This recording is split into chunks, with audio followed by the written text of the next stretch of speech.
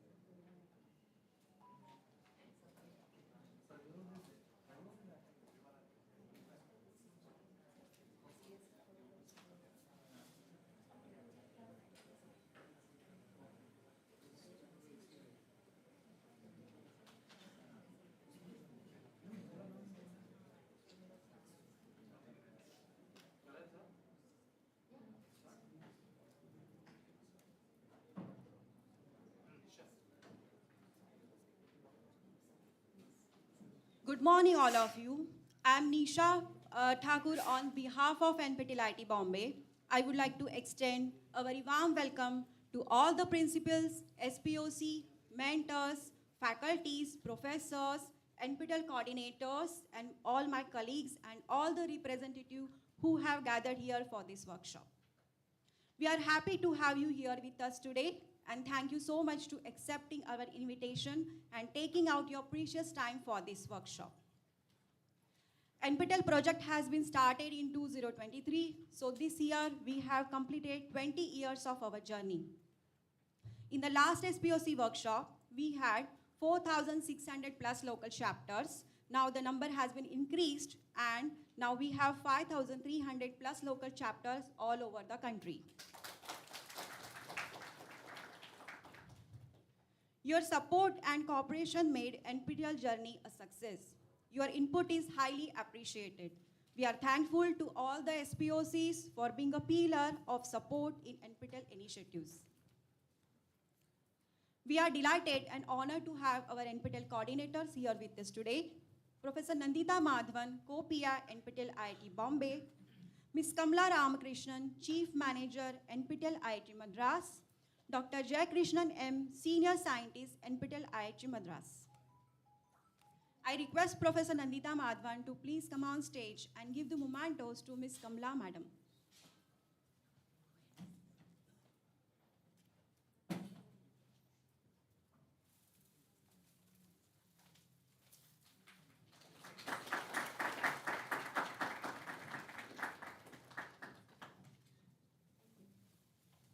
Thank you, ma'am. Next, I request Ms. Bharti Sakpal, ma'am, please give the mementos to Dr. Jay Krishnan.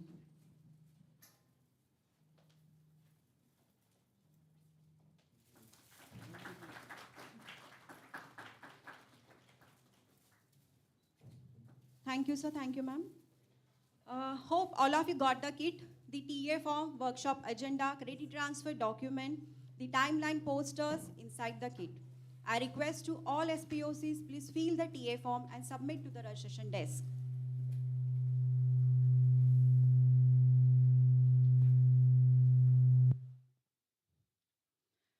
Please note that the TA reimbursement will be distributed via NEFT by the next week.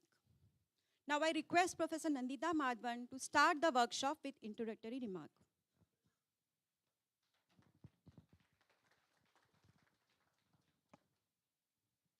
So I start with a very warm welcome to all of you here, to our team from IIT Madras, Dr. Jay Krishnan, who's also an alumni of IIT Bombay. He did his PhD here, and Kamlam, who's the chief manager. Thanks for being a part of this workshop. I'd like to thank on behalf of the IIT Bombay team, all of you who took your time and came here, and also the people who could not join us here, but we have a live webcast. So for those of you online, welcome to this SPOC workshop. So NPTEL, many of you have been part of this NPTEL journey for a very long time. I see many familiar faces, and I also see some new faces here. So welcome to the new people as well. The point of this workshop is, firstly, you'll understand how NPTEL actually works like a family. So that, I think, is one of the strongest points of our NPTEL, because such a massive program. So you'll see some numbers that Kamla and JK will show you. And some of the numbers, I think we have even stopped counting, like number of views, etc., because it's just such a large scale. And something which is so large can only work with the support of people at every point. So for that, firstly, I would like to thank all of you, because you play a very important role in making this a success. So a round of applause to all our local chapters and the SPOCs and the mentors and everyone involved. Now, coming a bit to the NPTEL program as well, from an instructor point of view, when there were a lot of online content that was there before, right? A lot of times I tell my kid, beware of what you see online. You don't know how accurate it is. So there is a lot of online content which is available, and there are a lot of debates which go on. Will it replace a classroom? Yes, no. As teachers, I think many of us have had these debates, yes? So one thing with NPTEL is, first is the content. The content that is actually put in all the NPTEL courses has been vetted. So it starts with a proposal that is sent and scrutinized. And before a person can submit a proposal as well, there is a criteria where this has to be a Senate approved course. The person is not teaching it for the first time. So we ensure that the faculty delivering the content has expertise in the subject matter. So that takes care of content at one level. That is the knowledge part of it. The second is the production. So any work like this doesn't happen without a lot of back-end production work. There are, online content which is delivered, the videos that are made, and all of that happens because of a team of very active people throughout India, and now we have abroad, but the content creation happens primarily here. And we have local offices everywhere. The office at Madras sort of holds the strings together, holds all of us together. But we have our local offices, and I'll give you a glimpse of the local office here. So you can see the team in the vests in pink and blue. So these are our team here at IIT Bombay. They work very hard in creating the content, editing the content, answering queries. So a round of applause to our staff as well. So just to give you a glimpse of the work we do here, before we look at some statistics of NPTEL overall. So as you can see, we have been growing also over the past few years. Currently, we are offering 61 courses from IIT Bombay, and we hope to grow slowly and steadily. And we have basically two major teams that work on it. One is the studio team, which you can see the studio teams here on the left, where the recording is done, the editing is done, and then you can see them discussing about a lot of things here in the studio office.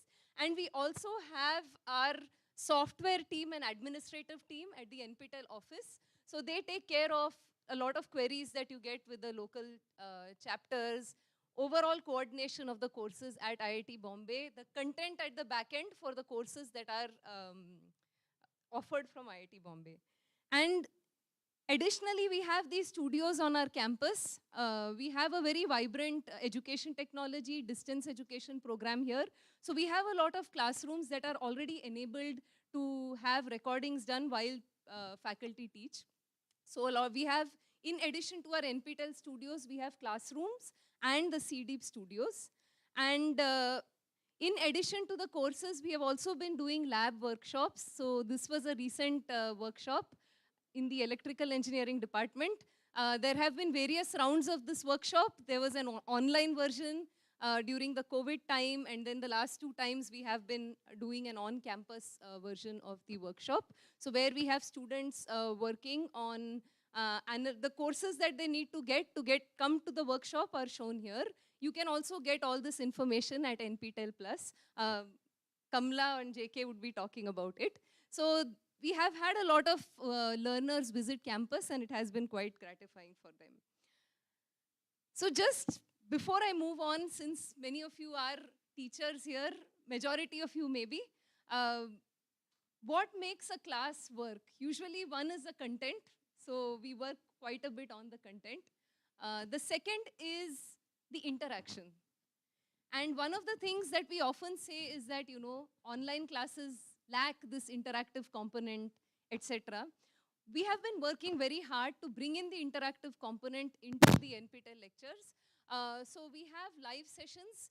The faculty used to take the live sessions earlier, but lately we have TAs who engage students in weekly live sessions. And one of the feedback we used to often receive is the college timings ke waqt we cannot take classes, etc. So students prefer to have night live sessions, weekend live sessions. So we have been enabling that now also for our learners. For us, learners are very, very important. So we try quite a bit to accommodate learners as much as possible. So that's one form of interaction. The other form of interaction, anyone? Other than the live session, the discussion forum. So we also have a discussion forum, which we really want to be very, very vibrant and active. It's been slowly getting there, but the discussion forum is another mode for the learners to pose questions and interact with the teachers as well as the TAs. So this gives you some platform to interact one-on-one. And the third and very important thing is the evaluation. And there, again, I think because we have our in-person proctored exam, the value of the NPTEL certificate is very high because these exams are conducted, proctored, and the weightage pass percentage is 40% for the final exam. And this was, again, a decision which had come about based on feedback that we received in several SPOC workshops where they said that, increase the weightage of the final exams, so that it's a very fair grading scheme that our learners get. So this feedback that we get from you all is very, very important. And how all of these are connected and where the local chapters and SPOCs play a very important role is one level of interaction at your college. You can also interact as mentors for students who are taking courses. So there is one level, not just the online, but at your college level, you can actually handhold students and make a difference, enhance their learning, either by providing content, by providing them support. There is a lot that you can do as mentors in your local chapter. So that way you have a very important role in terms of the interaction. And in terms of evaluation, we have our people from the local chapters who also go for as representatives from NPTEL for conduct of our exams. So thank you again for this work. This is very, very important. And it helps the scalability of the NPTEL project because the numbers are also large. And you have a better idea of the local area. And that is brought in very nicely with your input. And the other very important role that you can play as local chapter members are in the translation project. So a lot of the teachers from the local chapter are actively involved in the translation project because we want our content to reach to a wide mass of students and learners. And this can be done. Our country, as you know, is very diverse. So we have a lot of diversity in terms of languages. So the translation project is another place where the local chapters play a very, very important role. So I think at all levels of instruction, the role played by local chapters is very important. So this workshop is to recognize that, to thank you, and for the new people who are coming in to inform you about what are the ways in which you can contribute. So with this, I would like to thank again all of you who have come here, not only from me, but on behalf of our entire NPTEL team at IIT Bombay. And please walk around the campus if you have time. We have a very beautiful campus. Our staff will guide you as to which are the places to see. And again, welcome to the workshop and IIT Bombay.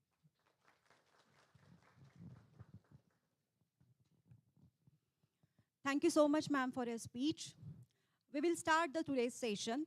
I request Kamla ma'am and Dr. Jay Krishnan to start the presentation on NOC, information about course done and NPTEL other initiatives.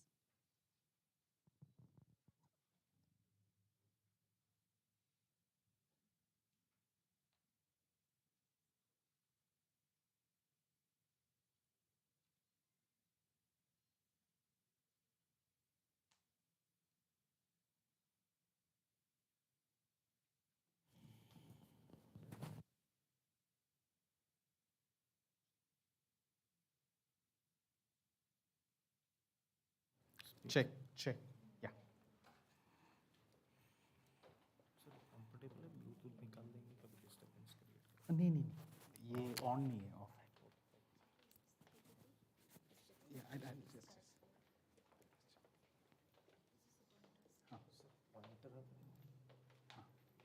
तो recording में वो broadcasting हो रहा है तो उसमें useful होगा okay sure thanks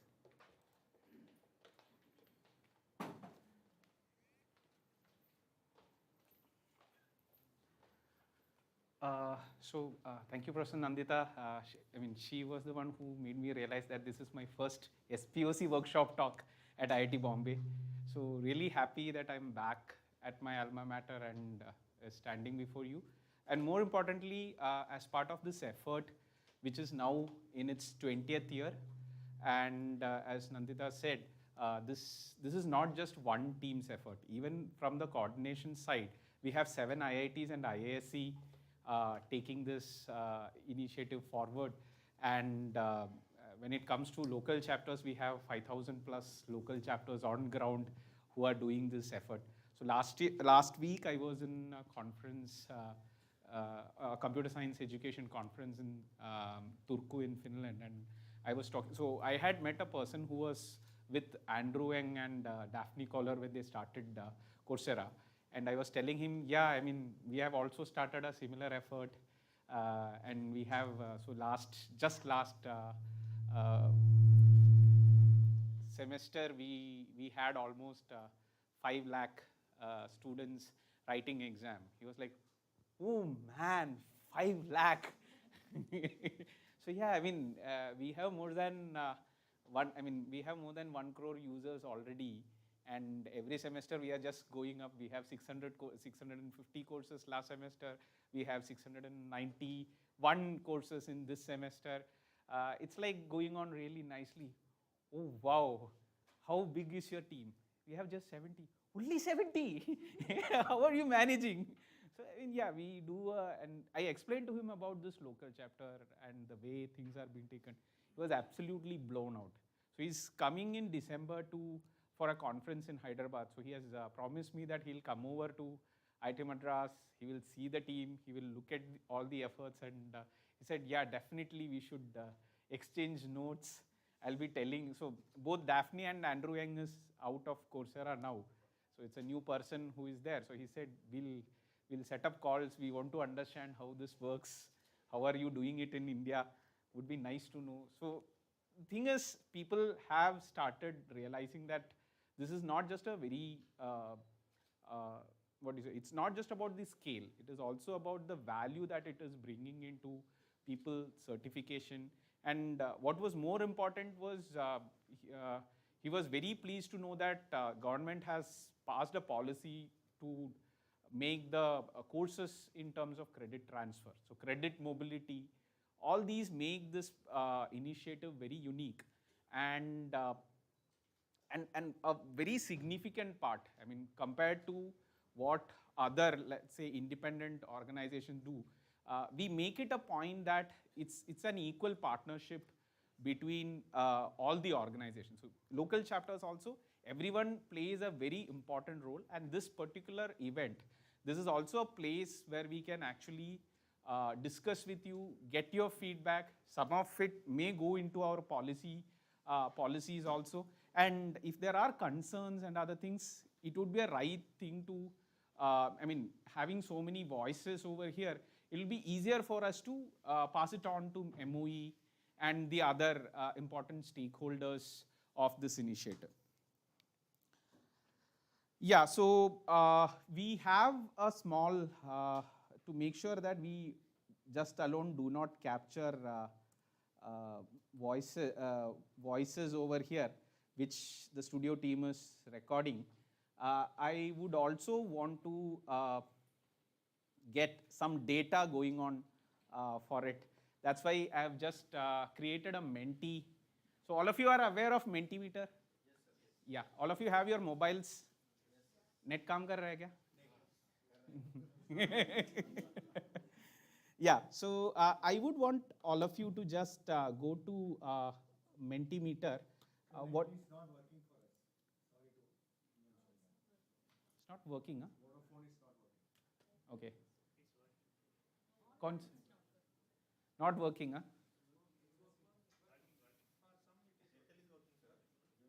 Okay, so whoever is able to just connect, please try to go to this Mentimeter. So the code is menti.com, code is 71836141.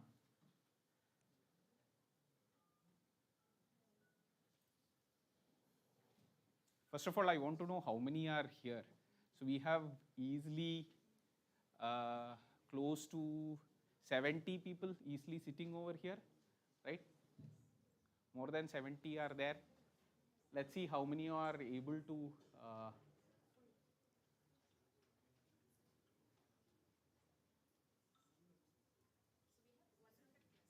okay. So 120 people have signed up the form over there. How many came from the sign up to here? We'll just do a check. I know that some of you are not able to connect to the Menti. It's okay. It's all right.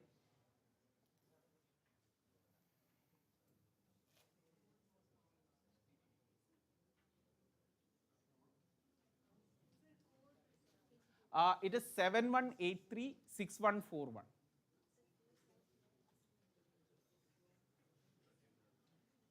Okay, we have people from Madhya Pradesh, Karnataka, Odisha, a huge fraction of you from Maharashtra, which is understandable.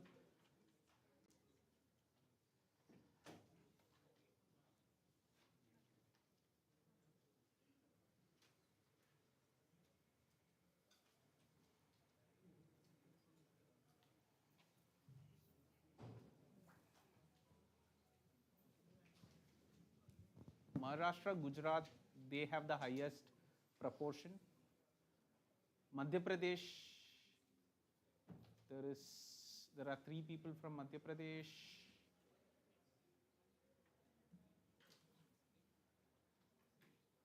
Are all of you? Yeah. So it is menti.com 71836141. Yeah, while people are voting, how are the rains in each of your states? Is it sufficient? Is it more than sufficient? Did you face any difficulty while coming to, I think today Bombay is much better. Yeah, yesterday we were drenching and coming. So today it seems much better. There is sunlight. Okay, around, yeah, so you have, I mean, we have almost 70% of you, more than 70% of you coming from Maharashtra, and another 10% coming from Gujarat. Okay, let me just, yeah, this is an important question, because how many of you are attending the, oh, we do have numbers. So the SPOC workshop, this is your very first SPOC workshop. Oh, we have sizable number of first time workshop participants. Good. So then most of the slides that I'm going to present will be relevant for you. We'll spend a little bit more time, which means our work is slightly increased. Wow, so almost 50% of you are coming here for the first time.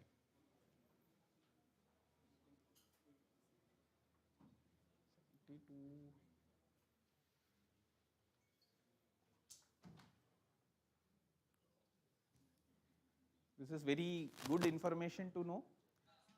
So we'll pace ourselves according to this. A significant fraction of you are looking at it for the first time. Okay. Okay, so this is another, so for every state we have WhatsApp groups. How many of you are part of those WhatsApp groups? Okay, so yeah, Bharti and Nisha, you may want to note it around 19, 20, yeah, around 30% of you are not in our WhatsApp groups. See, most of our messages, most of the real-time communication happens through the WhatsApp groups. We have,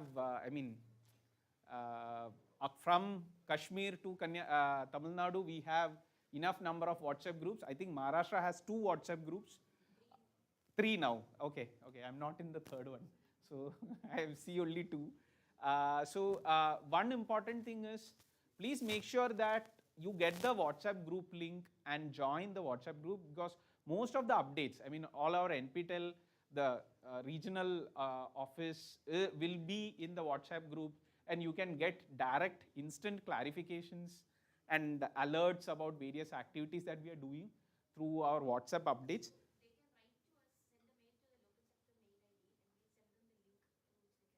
Yeah, so please do write to local chapter mail ID. We will send you the link. You can join. You can even ask the others. I think you can get the joining link also from the others, so that you can be part of it.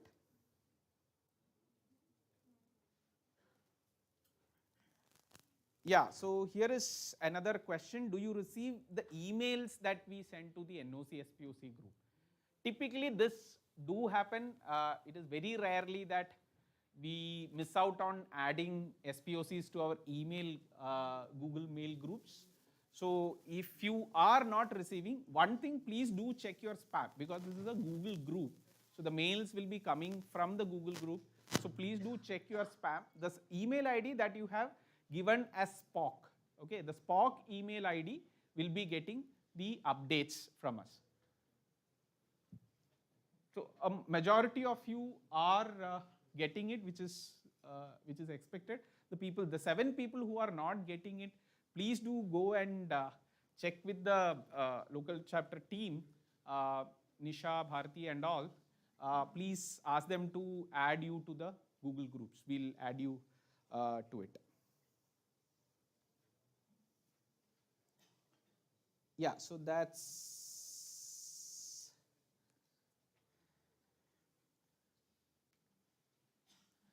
so a brief about NPTEL. We started, as I said, in 2003. We have now, so it started off as a courseware project. So we started off with a lot of videos, HTML course pages, etc. We have more than 4.5 million YouTube subscribers now, 1.6 billion plus views for our channel NPTEL HRD, 62,184 hours of video with English subtitles. That's even Google has recently confirmed to us that we hold the largest repository as a single channel. We hold the largest repository for higher education space. So even Google acknowledges the effort that we are doing as part of this initiative. As you know, from 2014 we started the NPTEL online course certification courses. We have now more than 3,000 plus courses with us. The idea from 2014 has been to use the online learning platform to provide a value addition to learners, to get certified, etc. So these are numbers. So we are now part of the SWAYAM, the larger SWAYAM initiative. So the platform is swayam.gov.in. NPTEL, we have completed 5,372 courses overall on SWAYAM, 2.3 crore enrollments, 28.6 lakh exam registration, and the NPTEL e-verifiable certificate is now at 18.8 lakh. That is the numbers. In the upcoming semester, we have 691 course. There was one course which had to be dropped off, so the total numbers is 691. So this is how our certificate looks. So for all the new SPOCs, I mean, all of you should be aware of this, right? We have a badge, the respective institute which is taking whoever is offering their logo will come over here. The Swayam certificate is there here. And yes, the NPTEL logo. You have a photograph of the person who is writing the exam. And based on the marks that you get, a gold, silver, or elite would be there. And you have the split of the marks in terms of what you did online and how much you got in the proctored exam. You will see over here. That's how our e-certificate is. The backside of the e-certificate, you have a QR code.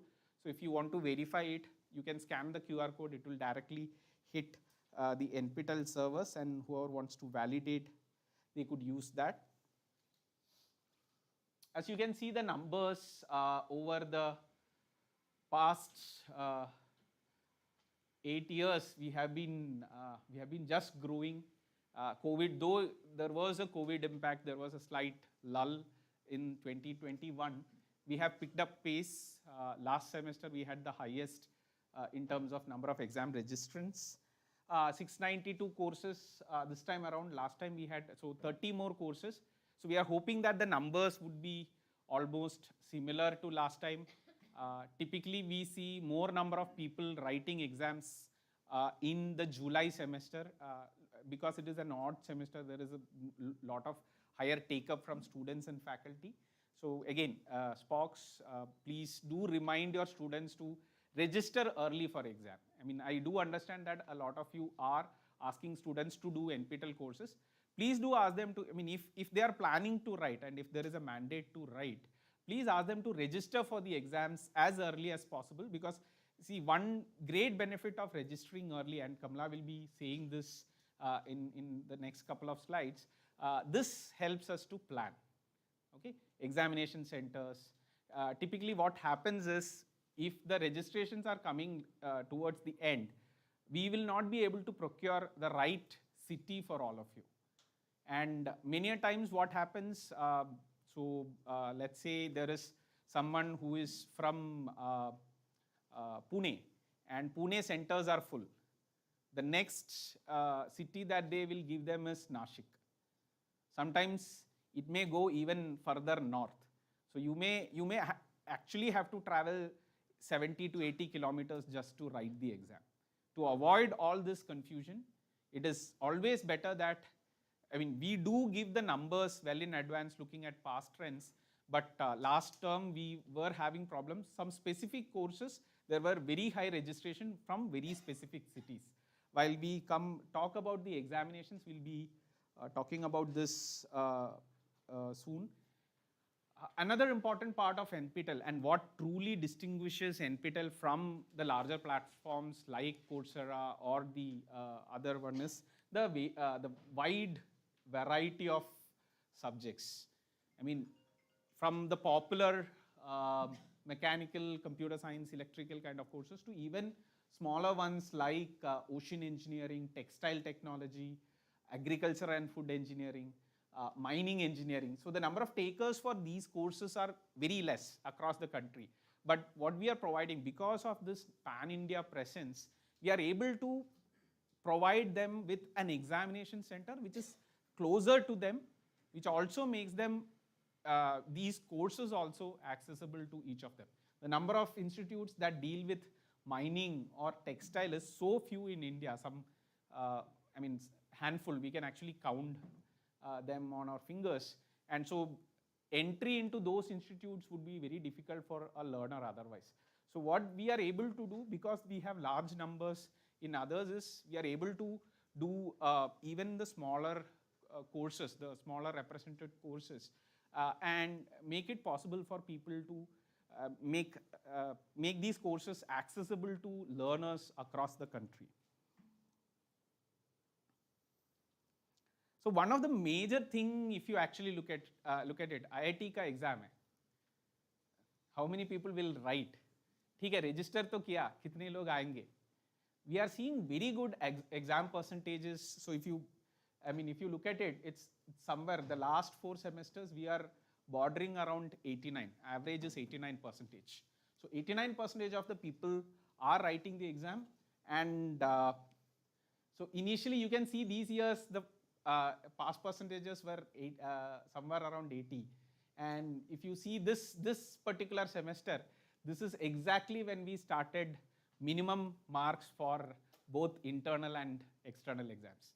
So the moment minimum marks came, so the 40 marks minimum for external came in, you can see a huge dip over here. And we are seeing that the pass percentages are seriously affected. This is also something that we would want your inputs on.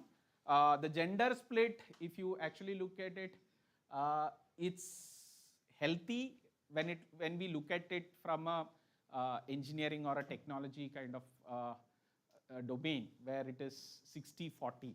However, one important thing that we would hope, this is not for the students over here, but your dear and near, please do ask more of your friends, relatives, etc. to send their, a girl or a boy, there is no difference. Promote more women in STEM education. It's very important, not just for them as a country to have a very good, healthy gender parity.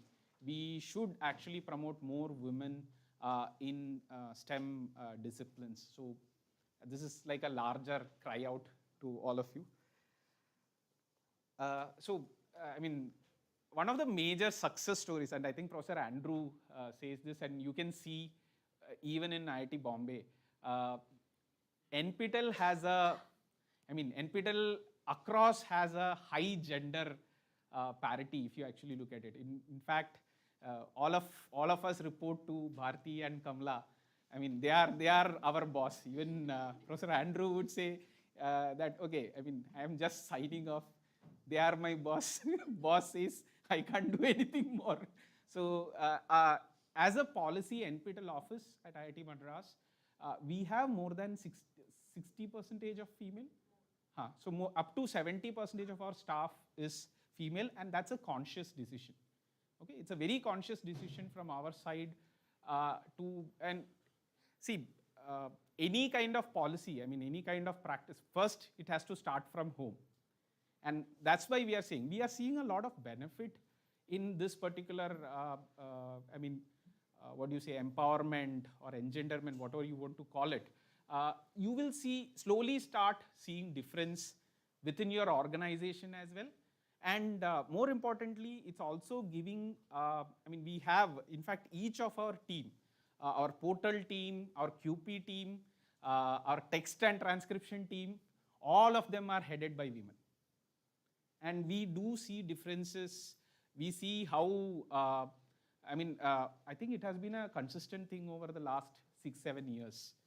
So I would strongly urge all of you to spread this message within your neighborhood also. And if you have relatives, if you have, please make sure that women also come forward in STEM disciplines. Of course, it should be on their interest, not STEM hi le lo, aisa nahi hai. But generally, make them do higher education. We are seeing across the country, even in engineering, the split is 60-40, which is not so great.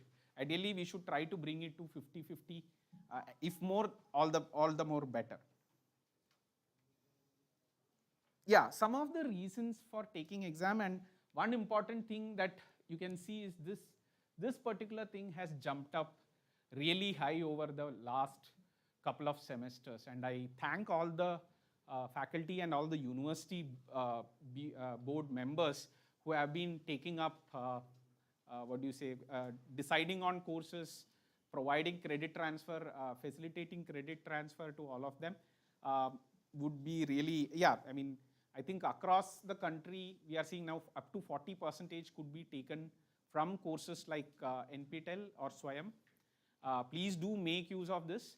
There are some caveats, as in the type of courses that you have to take, the type of courses to recommend, the policies to recommend. We'll come to that when we talk about credit transfer. Okay, so we will be talking about credit transfer now. I have the Wi-Fi password. I generated one for the conference. I'll write it here. Yeah.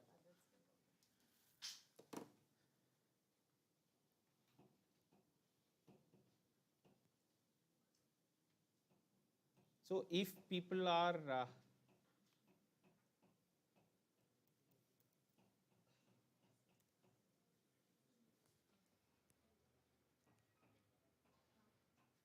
this is IITM guest, Nandita? Guest or wireless, both should work. Okay.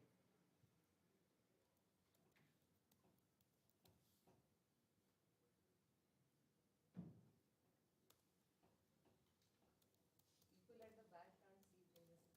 Yeah, I'm just copying it onto this.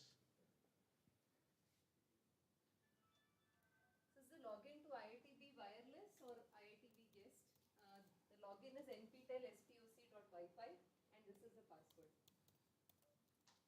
Ma'am, the third part of the password is Dollar symbol. sign, yes. And the second one looks like 0.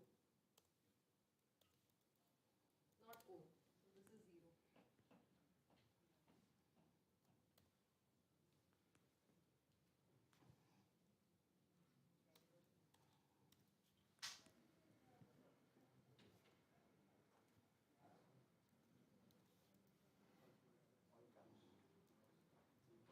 X is cap, the CC is cap, and U is cap. Only D is small.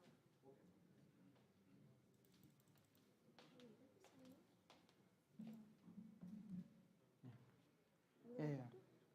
Continue anyway via browser.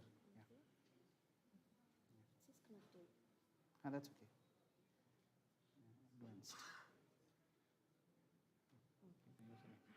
So you will see, I mean, कुछ weird message आएगा, वो advanced click करके allow secure Aruba networks, कुछ problem नहीं होगा, just go ahead, give this login to IITB guest or so it will ask you to log in via browser. वो एक separate portal है जिसमें से आपको username password देना होगा and it will say that this is not protected वगैरह एक message आएगा. Do not worry about it. Username nptel spoc.wifi x0$DCCU2. U is caps, right, Nandita? Okay. It has worked for some users. Yeah. So for all the people who are connected? Okay, perfect. So yeah, let's go back to our Mentimeter.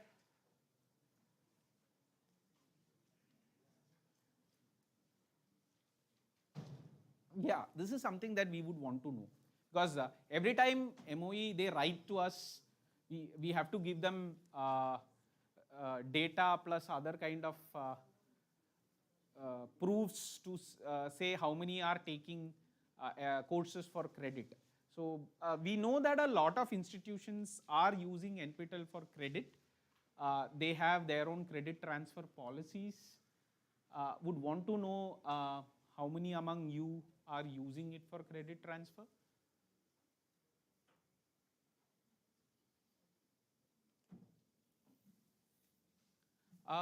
Mumbai University, has it approved NPTEL for credit transfer yet? No. It is in under recommendation. In Somaya Vidya Vihar University, we have approved. Approved. Okay. And both that 40% up to 40% they can create curriculum. As well as we are now planning for conducting an exam. Suppose somebody doesn't clear, so they don't get demotivated. We are conducting the supplementary exam. Supplementary exam. Yeah. For time being, at least, sir, main question I had was, if suppose you are telling about registering for the exam. Many of them have not even seen the course. So they are really they want to just have a test of the course and the content. So, is it like, suppose somebody doesn't give the exam this semester, will they be allowed to take the exam the next semester? So, I mean, in case you are not aware, so there is no, I mean, there is no hard and fast rule that a student has to, I mean, let's say the student, if they miss out on a chance in this term or this semester, they have to completely retake the course whenever next offered. No, that's not the case. The major important thing is they will have to do all the assessments correctly in this term. So these assessment scores get carried forward. They get one chance. The next time the course is offered, be it either the next semester or in the next iteration of that course, July or Jan. Typically, that is how our courses run. There are but certain courses which run all semesters. So if they miss out on due to any particular reason, health, emergency, whatever reason they missed out on writing the exam, it's absolutely all right. They can actually register for the exam in the subsequent semester. One subsequent semester, that's all they get. They will get one chance. They cannot carry forward that to the subsequent semester. Only one semester they will be able to, or the next offering of the course, they will be able to do it. Okay. So this you can't ask the student to do the assessments, the online assessments seriously. Fortunately or unfortunately, they feel that it is really hard, they need a little bit more of time. It is absolutely all right. They can register for the exams the very next time when the course is offered. So when the exam form opens, they will be eligible to click on the exam form and select this course. So the course will be available in their drop down. Okay. And just to add, at the local level, colleges in their board of studies can have a policy as to what to do when students fail the course, whether they want to give a supplementary exam. So when you opt for credit transfer, make sure your policy is in place. And there is a lot of information on the website on credit transfer for this as well. So there and is you can share among yourselves also absolutely, now that you're here, what are things which have worked in certain universities. Okay, this is something. So we have a large fraction of you who are saying that you are not able to do NPTEL courses for credit transfer. Can you tell us what the reason is? I mean, the reason for this question is if there is something that we can do from our side. We write to almost all university vice chancellors. We can also push it from the ministry side as to if there is something that is needed more from a top-down perspective. So if you could tell us what exactly is the reason. Sir, I mean, one thing I faced, I will tell you. We are from a private organization. We are running an university. We have an MBA program. For example, I'm giving an example, 138 credit, 2-year full-time program. So if I dilute on that 138, we are collecting also a substantial fees. So the student feels that these people are making me study free course of 40% and 60% they are giving from their side. So in these cases, we are planning to give it as complimentary, add-on, and trying to give some kind of certification and diploma in combined with our other project works. Absolutely fine. So, I mean, see, certain other places where the fees we are charging substantially low, or we are designing a new course with a lesser fee, we are directly making it as supplementary. So that 40% can be taken from NPTEL platform, any SWAYAM platform. And we are trying to appoint mentors for majority of the courses. And with that, they will tell us which will suit which syllabus, which will go well with which syllabus. And based upon that, possibly that there will be a cafeteria approach. That means they can take need any to take from only 10 courses, but I will give them choice of 40 courses. Out of 40, you can take any 10. So that is the strategy we are following. Absolutely fine. So, I mean, so it could be as broad like this that people can take. So, again, the thing is, okay, we are not saying that all 600 of our courses,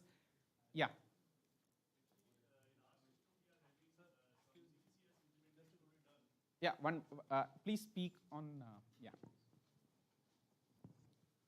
I'm from Gwalior. I'm at University of Gwalior. I'm Dean Academics there. We have implemented CBCS in 2015, and in that we are giving a wider choice to the students with regard to selecting their different courses from different categories like distance specific, general electives, etc. So what problem we are facing is that whenever we give them a basket to select 1 or 2 courses or 3 courses from that, they are selecting it, and since the last 8 years they are doing that. We implemented NPTEL in 2019 in IIT University Gwalior, but I am finding that there are not many takers for these courses.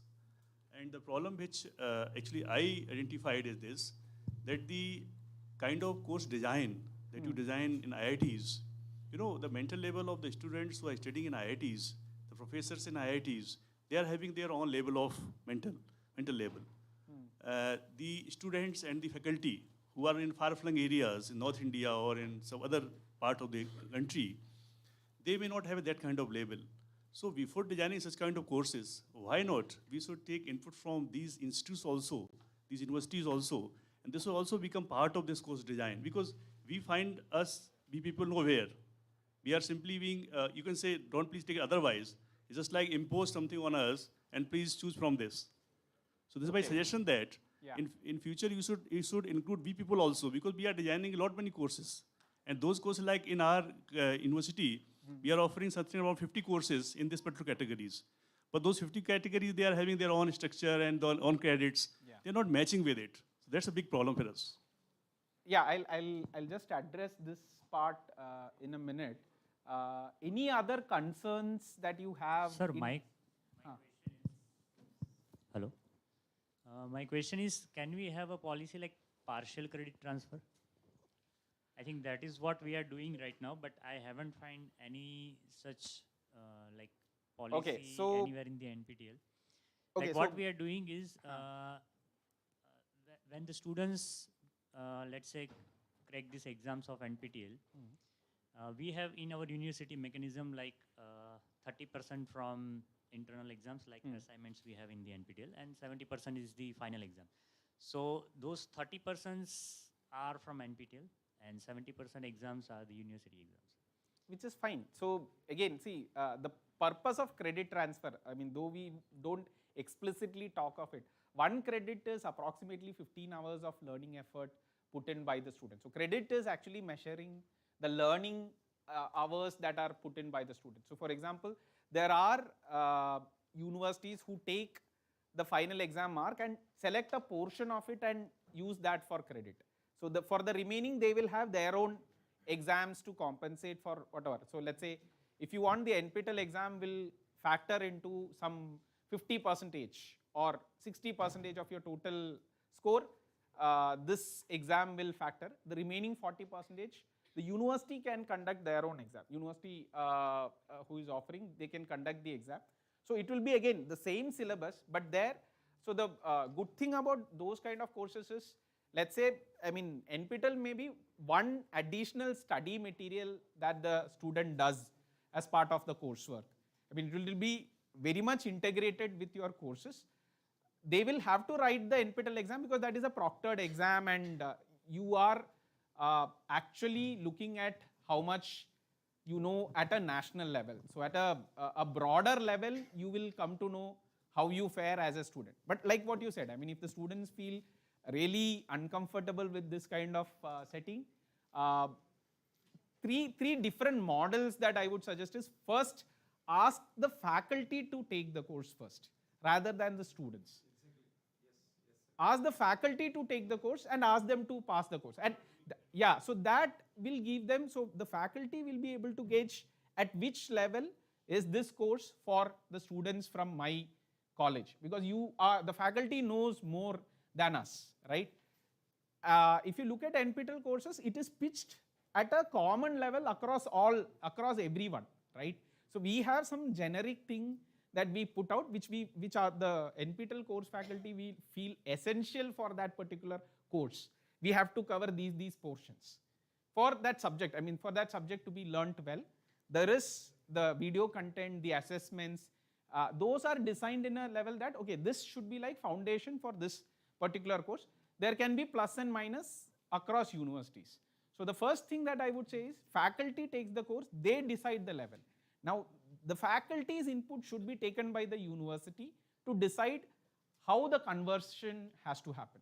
I mean, if they feel, yeah, this course can be taken by any of my student, so a lot of colleges promote the soft skills, those kind of courses from NPTEL, which I think anyone from any college can take.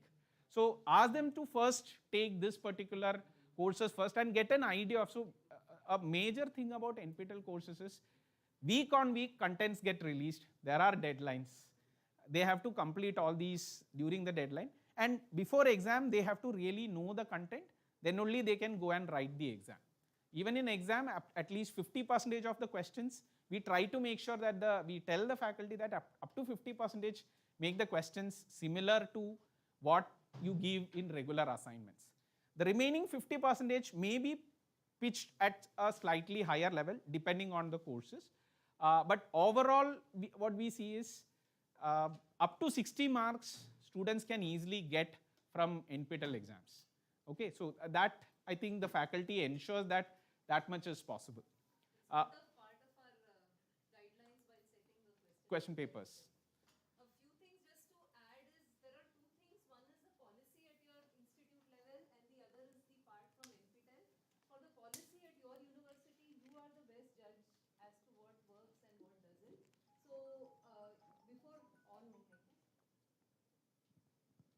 So before taking the course itself, a lot of the material is actually available online for the courses which have already been run. So you needn't wait for the semester. Faculty can look at this content. The videos are all there to gauge whether you want to take it or you don't want to take it. So you have that freedom regarding partial credit transfer, etc. You can take a call at the university level what works for you. At the NPTEL level, whatever it goes on for the regular course, they get the NPTEL certification if they complete our evaluation requirement. But if you have some other additional evaluation requirement or alternate evaluation requirement for your grade, that your university can come up with a matrix. And there are different approaches people have used. At IIT Bombay, I can tell you, the credit transfer model is that the NPTEL courses are used as additional learning courses where people can add in credits using this. The actual grade is not counted in their CPI. The other thing we have enabled as NPTEL courses as core courses are people who are having trouble with clearing courses in our academic remediation program. So if they need to do courses at their own pace, they can take NPTEL courses to clear these courses. So there are some limits for 24 credits, but this took us some time to evolve. So similarly at each of your university levels, you can have these conversations and look at websites where people have put up their credit transfer methods.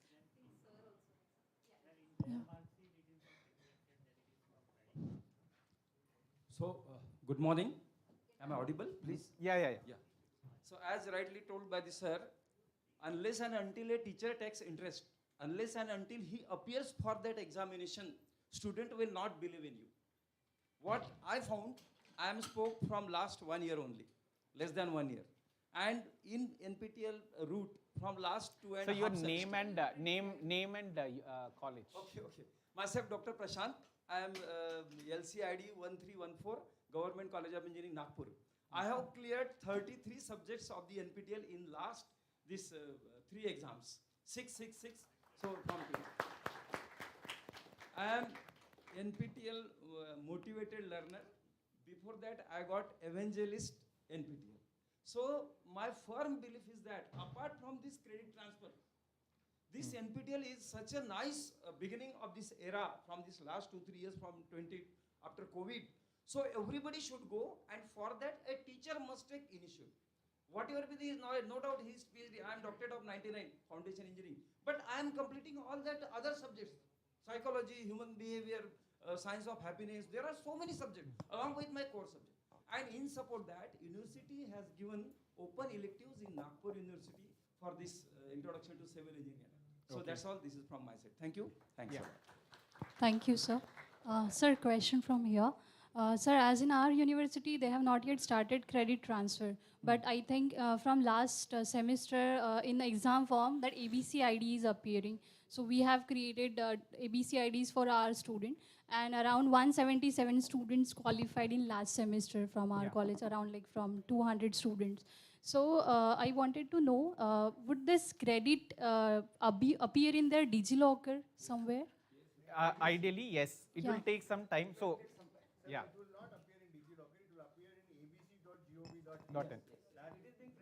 That they will get it. Yeah. So, I mean, so something on ABCID. So, ABCID is a new initiative by Government of India. हम लोग live stream में हैं क्या? Yes. Okay. So, yeah. So, ABCID is a initiative by Government of India. So, what government is thinking of credits is like bank. I mean, bank transaction like that. But you and I, as academicians, know that it is not exactly like a bank transaction, where this is much more like a learning effort. So, how do you calculate equivalence? A lot of things are there in ABCID. So, there are a lot of challenges in setting up ABC. One major challenge from a process perspective is, for having an ABCID, the student should have an Aadhaar. Okay. There are almost 8 lakh students who does not have an Aadhaar now, because they are 17-year-old or 18-year-old, whatever, and due to various reasons they have not applied for an Aadhaar, due to which they are facing, the ABC team is also facing a problem to create IDs for them. So, we are trying to work with the ABC team and the DigiLocker team to figure out a way in which these people could be provided with an ABCID. So, there are certain hurdles over there. But over the next 4 to 5 months, we are hopeful that some of these challenges will get ironed out. We may be writing to each of you each of the learners who provided, and of course to the SPOCs, in case we face some issues, like if we need additional information about the student on their Aadhaar and other kind of information. So, we'll be, please be patient. It should come in the next 1 to 2 months. Slowly we should start getting it, and we'll have our credits also in the National Academic Depository in the coming couple of months. Yeah. Sir, one thing we want to understand, if a local chapter desires to see how many students have registered under them and day-to-day report, are we able to see this in the profile? Yeah. So, the SPOC login, we give you the details. So, is everybody aware of the SPOC login? Yes, yes. Okay, yeah. So, there is a SPOC login in nptel.ac.in through which you can get this detail. The data gets uploaded, I think updates happen once in a week. So, it's not real time. Once in a week, we update the data. Sir, can I answer this question? Yeah. You just go to the statistics.nptel or statistic NPTEL in Google. Automatically your name will come. You put your LCID. Your all the data from the starting from 17, 18. You will get how many students appeared, how many gold, how many elite, how many. So this is all there. So it can be seen, sir. Sir, everything is available inside SPOC login. Yeah. I, Dr. Pratibha Deshmukh from Bharati Vidyapeeth Institute of Management and Information Technology, okay. Navi Mumbai. Yeah. Every semester, we are running MCA course. It is 2 years course. In the semester 4, we have MOOC and having 4 credits. So every semester, as SPOC, as NPTEL coordinator of local chapter of BVI MIT, I initiate workshop for all my students in every semester. And we are asking to all the students to join compulsory this NPTEL course. And our students are joining around 10 to 12 courses, and they are completing successfully these courses. And we are getting very good feedback for this. We are having WhatsApp group. Even course-wise, we have created, we used to create WhatsApp groups, and we have mentor facilities. So mentors are projecting themselves, they are registering for that courses, and they are asking students to register for the course which is registered by their mentor. And this way we are projecting that particular course, and we are asking students to join that course. And very, very important part is that your principal support is also important for this, making successful of these courses and all. And we are projecting like this enrollment is totally free for everyone. Every student is registering 4 to 5 courses, and not registering, enrolling. So by that time and by this way, they are getting free all kind of resources for these 5 to 6 courses. Yes. That is one of advantage. And whatever curriculum is, decided by the university, These NPTEL courses are really helpful and fruitful for bridging the gap of university curriculum. So that is what additional advantage our students are getting. I think, and we are running successfully. Every semester, our students are registering, more than 100 students are enrolling for more than 5 courses, and successfully registered courses and passing, success is around, about 70 students are every semester, they are certified through this NPTEL. Are they taking more than one exams in a semester? Or Yes. Okay, good. Nice to know. Yeah. So, Thank yeah, you. one Hello. general message to all of them. Yes. Yeah. Sir, I am Prithviraj Thakur. I am from GS College, Khamgaon, Buldana district of Maharashtra. And I have 3 or 4 suggestions which I'll very quickly make. Number one is about the SPOC login interface. I believe it can be made more user-friendly and accessible. I think not all of the SPOCs may find it very convenient to draw the data that they want. Number two, we can increase, these suggestions are not just for NPTEL courses, they are for all SWAYAM courses. We can promote courses in regional languages if it is possible. I mean, for the subjects that are taught in regional languages, we can promote subjects in regional language. The courses can be offered in regional languages so that the students can connect better. And for this, if the teacher wants to offer their course in regional language, you need to modify the system and make it easier for them to create the course. The present system that is there for offering a course is a bit rigid, and teachers do sometimes, if they are not technically very competent, they do put off and they do not offer, they refrain from offering the course. Number next is, as you said, unless the teachers take the courses themselves, they will not be able to guide their students or promote them. So, I may not sound very politically very correct, but 10, 15 years after their service, most of the teachers lose extrinsic motivation for doing professional development. So, it should be made compulsory for every teacher to take a SWAYAM course at least once in 3 years.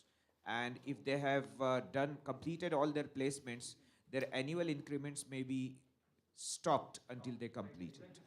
And then only they can guide the students. Just one SPOC cannot manage. I have 4,000 students in my college and 50 teachers. And I am the only person looking after the chapter. And how many do I encourage, So unless the teachers all put in their efforts, it's not possible. I beg your pardon if I'm sounding very pleasant. No problem. Thank you. Yeah. So, Hello. Yeah, Yeah. the One- first one- question, yeah. Yeah. Let me just address the first question, the SPOC login. Sir, what is the difficulty that you're facing? I'm not facing any difficulty, but I believe not everyone may be convenient with that login, with the tab interface. It can be maybe redesigned. Or Yes, sir. So our team is working on it, but Yeah. then whatever you see there, the details that you see there is.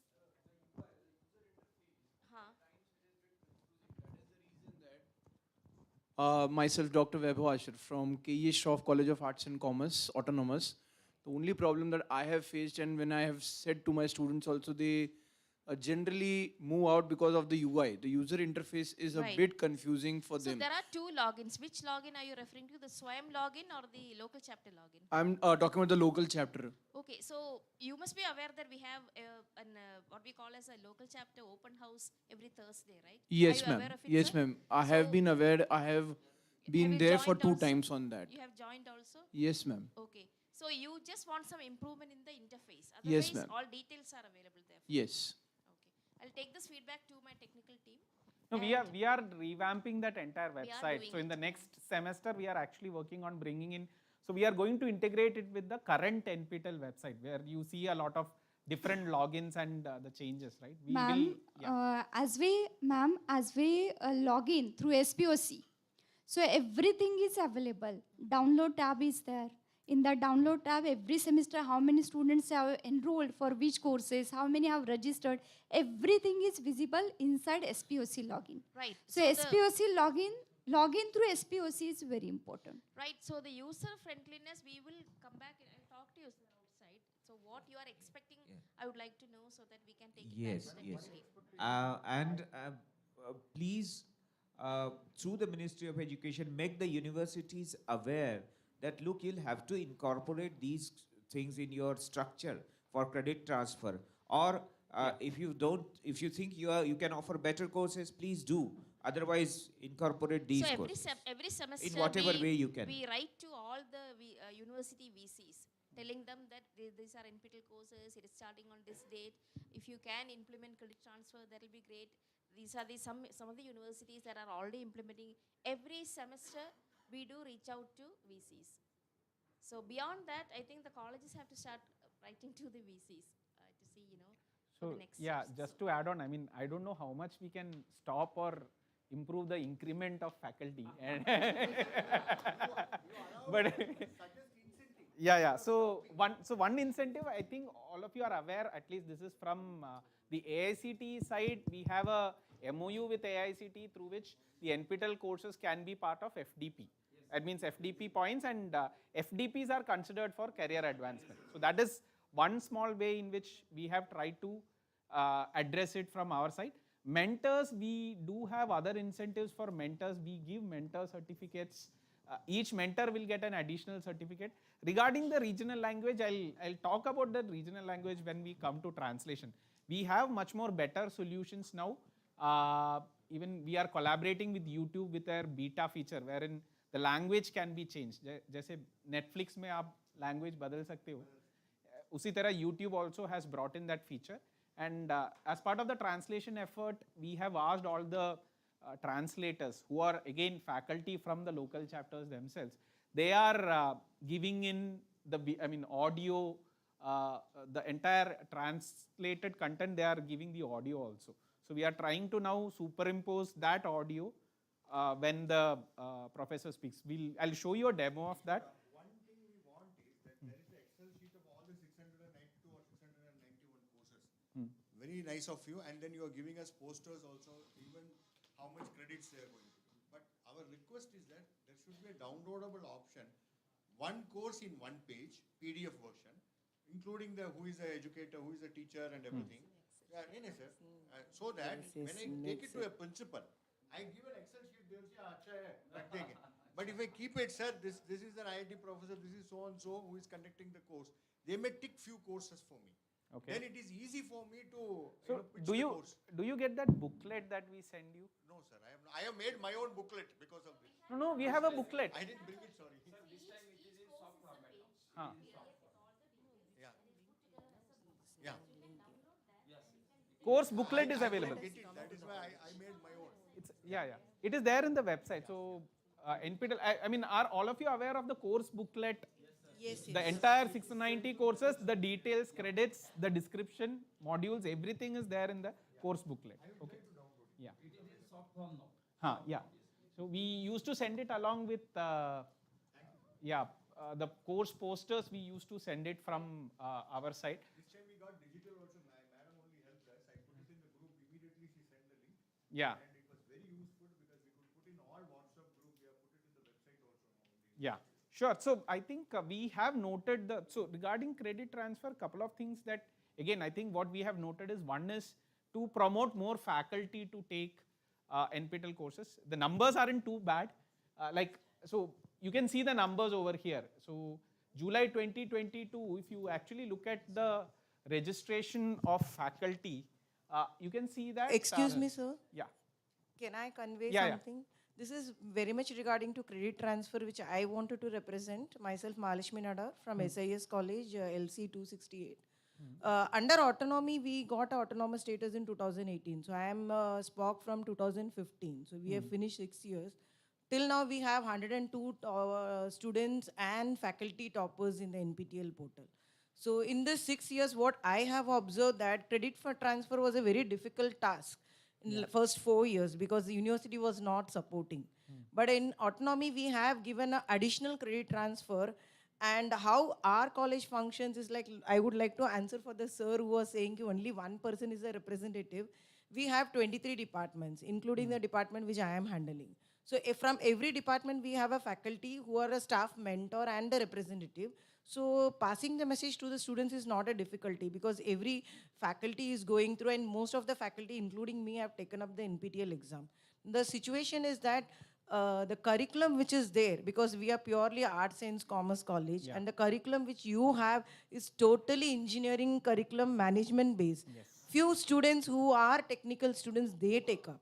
For our curriculum, what the learners are finding difficulties after 3 to 4 weeks, they find it very difficult to go ahead.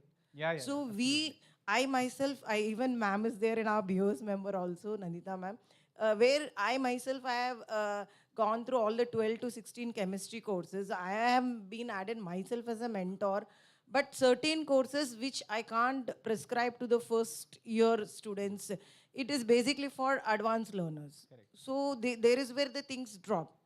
And most of the courses in our students have taken up. The last 2-3 years, despite putting additional credit, the learners have decreased because the main reason of the level of examination and the assignments, most of the time the assignments do not match the exams. So somewhere, if you all can come across that those students who are submitting the assignments every week, that 25 marks, minimum marks, may be considered with respect to the number of assignments those who are submitting. Despite he might have got 1 or 2 marks less than minimum of 10. So if that is considered, who is a regular learner may try to cope up with the 75 marks So you external want exam. the online assessments, the weightage to increase, huh? Yeah, because maybe assignments, obviously the one who does well in the assignment will be able to score in the online exam. But sometimes what happens, the students are trying to cope up with the level, and most of the exams may clash with the internals and college exams. So they may score less in the assignments, and that average comes to minimum, less than minimum. So we do tell those students, don't apply for the exam.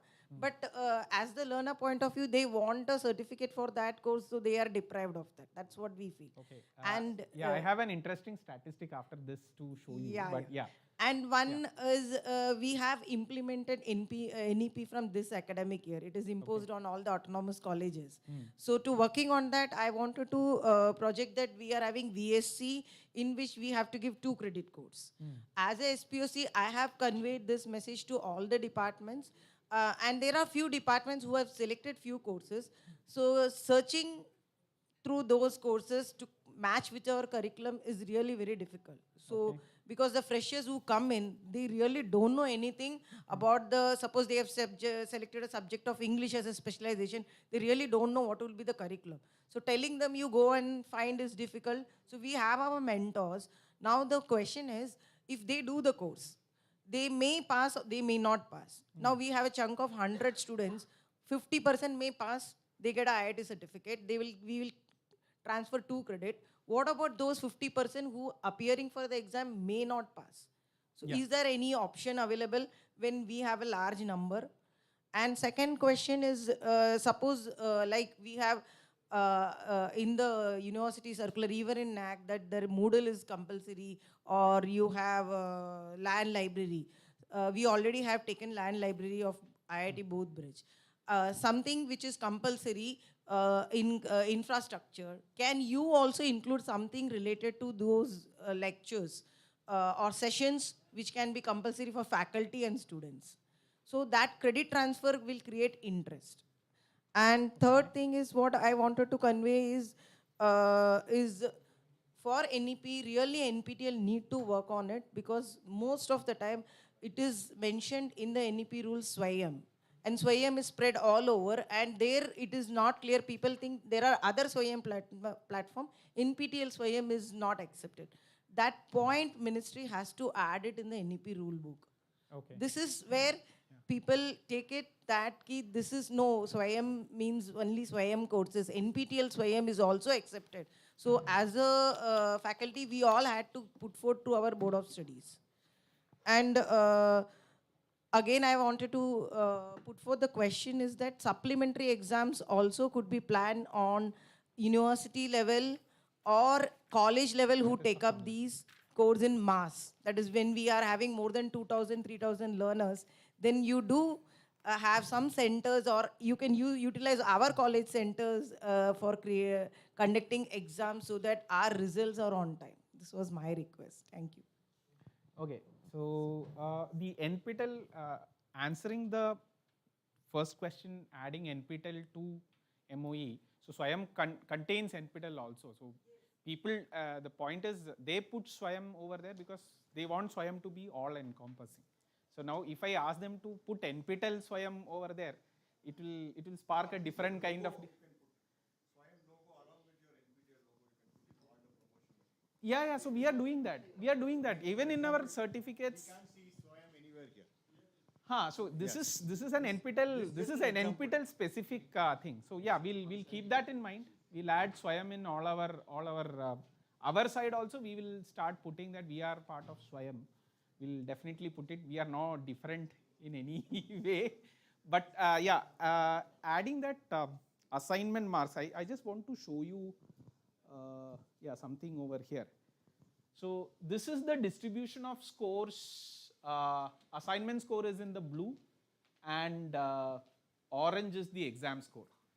So you can see the difference over here. So at least, so for the 12-week courses, so the people whose exam scores are, I think, so the people who are scoring more than 40 over here, look at where their assignment scores are, right? Yeah, and the other thing is, the exam scores are high, but so this is the fraction that you are talking of, this left-hand side fraction. But this fraction which is on to this right, where the assignment scores are high, but their exam scores are not. They are all open book exam students. Yeah, so this is a major problem that we see in NPTEL also. That's one reason why we cannot increase the weightage of internals from our side, because you see almost more than 70% of the students are scoring high marks in assignments, but their exam marks are very low. So this actually shows that they are not doing it. I mean, though there is an honor code, मतलब आपको भी पता है, मुझे भी पता है, students का honor code इतना तक ही होता है. I mean, they all do assignments. I mean, we actually have server logs. Closer to the assessment date, वो दिन 10 बजे, so from 10 p.m. to 12 p.m. our server load is high. So I mean our so persistent team which is actually supporting us, वो लोग Wednesday को ना मतलब 5 o'clock से एकदम ready रहते हैं.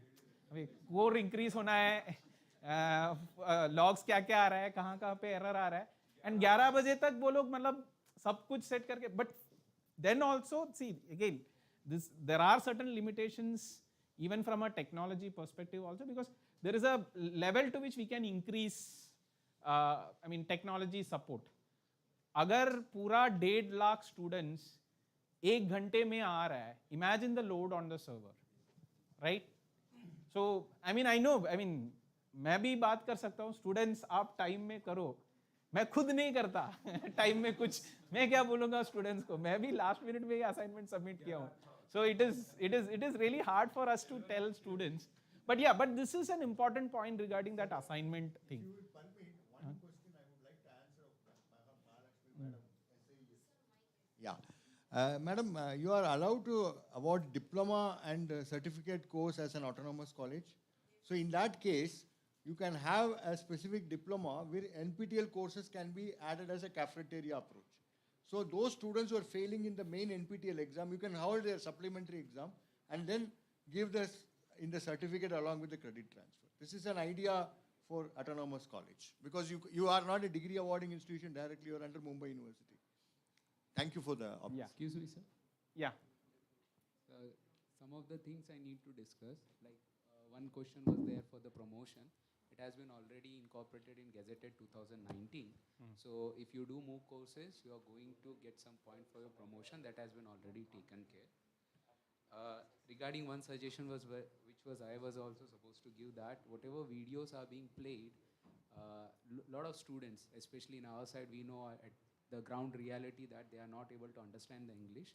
So as you said that the YouTube is going to be, even put the subtitles also into the local language so that they can pause and they can read that what the teacher want to convey. All right, sir. Second thing, sir, credit transfer should be a voluntary, because see, sir, on we know I'm from a private university from Gujarat. Especially core branches are badly affected. We are very much suffering as far as the admissions are concerned, and the merit of the students they are taking the admissions is very difficult to teach them also. So if we incorporate such credit courses of such a high level for them, it will be very difficult, because as sir said that for an MBA some credits they have to earn from the college, right? So it's very difficult to clear those credits, earn extra credits. Plus this generation is totally different now. They are so much into so many other things that it will be very difficult for us if these kind of mandatory things will be incorporated. Right, sir? And also, as madam said, that supplementary, what we can do is we can put up a tab of previous exam papers where students get awareness that what kind of a question paper will be there, so that they can understand that, okay, I'm going through this course, these kind of exams will be there, or the question paper pattern will be like this level of questions will be asked, so that they will understand that whether it will be easier for me to clear the exam or not. Because one can understand by just seeing the papers that this course is easier for them or not. So that, or assignments, both. Yeah. Some more kind of a thing where they can see and they can understand, they can prepare themselves for the exams also. Yeah. And faculty also, as one of the sir said, that it should be very mandatory that faculty should undergo these courses and all. I don't know how many of them agree with me or not, because private faculties, especially if it's an assistant professor, is totally loaded. We can't force them. Again, it should be a voluntary. If they want to do it, they can do it. What I do the awareness. I do a lot of awareness things. Now it's up to the student. If he realizes that, okay, this is important for my career, it's open, they can take it. If it's, and as gazetted 7th pay commission is there, it's there in MOOC. Now faculty will decide whether he wants to get into the NPTEL or they can do any MOOC courses. All right. Also, NITTR has mandatorily forced a faculty who has joined after 2015 that they have to go through 8 Foundation modules, which is modules. a big headache for a faculty. Because that's why currently NPTEL answers our queries. If we have any kind of a queries, we get answer from IIT Madras. So we are facing headaches. From last 2 years, we have enrolled 2,000 rupees for registration, then 1,000 for a courses, 10,000 we have to pay, so that we can go from grade 6 to 7, 6,000 to 7. But till now, nothing is clear. What kind of exams they are conducting, how they are going on. So a lot of debates are there, a lot of perceptions are there, a lot of ground realities are there. Let us keep it volunteer. Course credit, let us keep it to the universities. Please don't force anything mandatory. And especially one course was there. Last time I have written to NPTEL IIT Madras also. Soft skill training. Soft skill training. There was a course that was very good for the students. But there was a mandatory criteria that a student has to clear one course of NPTEL. Minimum one course he has to clear. I had an argument with them that why we are forcing them to clear an exam. If he wants to directly do a soft skill training, because that goes to the college, it's a different kind of NPTEL program. Why we have to force any student to clear an exam? Why he has to pay 1,000 and clear the exam? So I'm being told that the tea is ready outside. So I'll be very brief and quick. I completely agree. I mean, we don't have to mandate credit transfer or for example, any of the NPTEL policies. What we say is it's only guidelines and something that we want. As I said, it's a partnership at the end of the day. And India is such a big country. Every region has, every 40 kilometer, there is a variation in culture, policy, everything. So it's absolutely all right that one region is accepting it, one region is not accepting it. It's absolutely fine. What we want primarily to look at is what are the best ways of integration. If let's say So there are colleges that take the NPTEL, the online weekly assignment into consideration. The 25% that they get, or that the SPOC can see from the Swayam login, they use that and they conduct their own exams and other things. So this will address the problem that the students are not able to cope up with the level. But see, at least the assessment level, the online assessment level, and see, it could be slightly, I mean, you know the ground realities better. So there could be, you could do the assignments as a tutorial in the class, you solve along with them and they answer it. They work out and they answer it online the next day or after the end of that tutorial. No, so the portions where it is matching, Hardly some courses will be there that will be line up with the curriculum. Okay. Because our university. So I mean, are you a technology university or a? Yes. So the courses are there, right? I mean. It's there, sir, but if for example, I pick up any mechanical engineering course, right? So I have to see, say for example, any course, heat transfer for example. Okay. I have to see about my curriculum first. Because here, NPTEL, like IIT, they goes into a lot of fundamental things. They get into, they deep dive it. But that deep is not there in the curriculum. We Okay. can't cover everything. Oh, changing the curriculum from our side.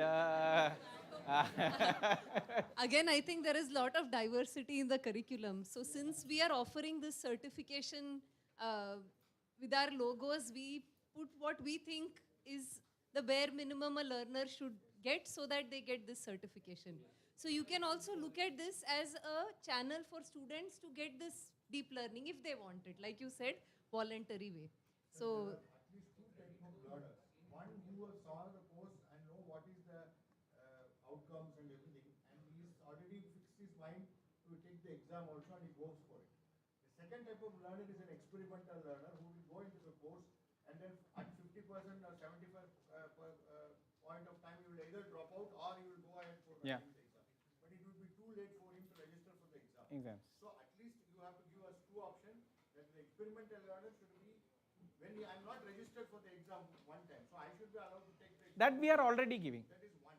Yeah. Second thing is, like NPTEL Plus, where you should have an add-on fees and maybe you can outsource that examination. The procedure need not be diluted so that suddenly I can take the exam suddenly. Suppose I'm a student who has suddenly got an opportunity to go abroad and this certification would help me.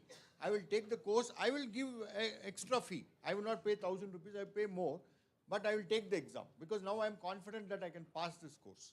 Yeah, So just give a thinking on this angle. just one food for thought, because we are talking about so much diversity. I think one thing common across all institutes, IIT, your core college, everywhere, is there is a diversity of learners. So you will always have a curve, and then that's something that as mentors and teachers, our, I think, role is to help the students to achieve some of these tasks that we are set for them. So whatever, I mean, it is what it is. We have a diversity of learners, but we can do the best to enable the best possible learning for them, provide additional tools. I think that's something which we can discuss quite a bit about.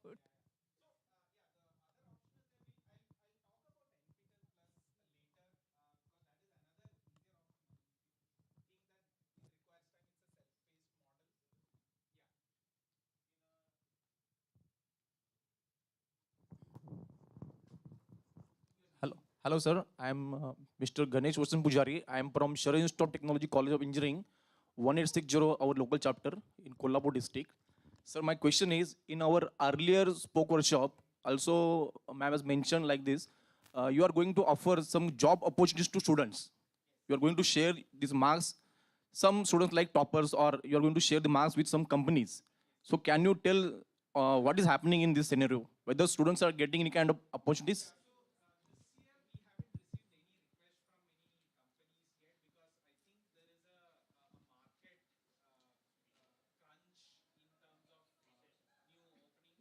So, Because this will also student get motivated. yes, sir. So, Okay. so these are certification courses, right? So we do write to companies.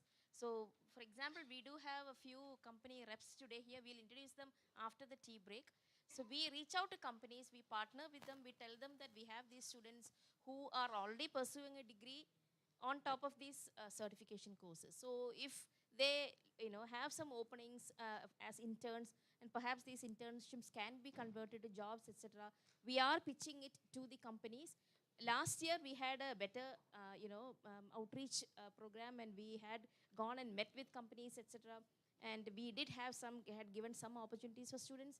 But this year, as Mr. Jayakrishnan was saying, I think there has been a recession is happening, and the and also, ma'am, you also mentioned that students will get internship for those faculties are taking yes, this. that is happening. Yeah. That is absolutely Yeah. happening. In fact, this semester we have some 200 students at various IITs. Means those students are toppers, at least for them.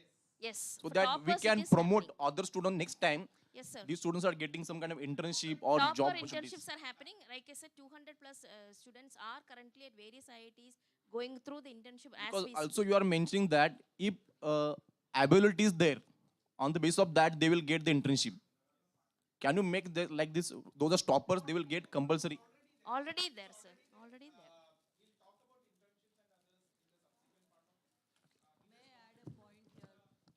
So sorry to interrupt you, sir, in between the session. So we have a short tea break now. After 20 minutes, we will gather here for the upcoming session. So thank you so much. And whose SPOC is facing the SPOC login, please keep in touch with me. So we will explain you about the procedure. गरम चाय P के गरम गरम बातें करते हैं. Thank you. जरूर जरूर. Yeah. It's okay. रहने दो.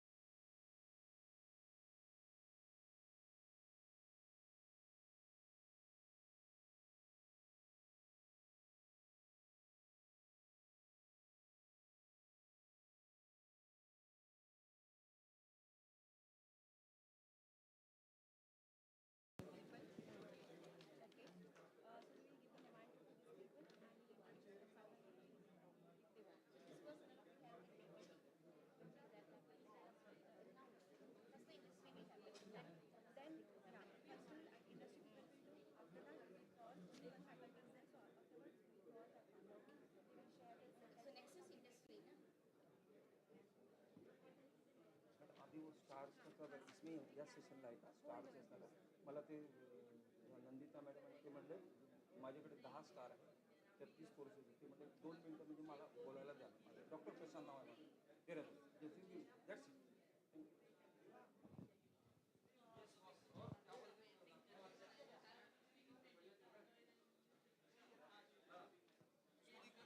Hello, hello.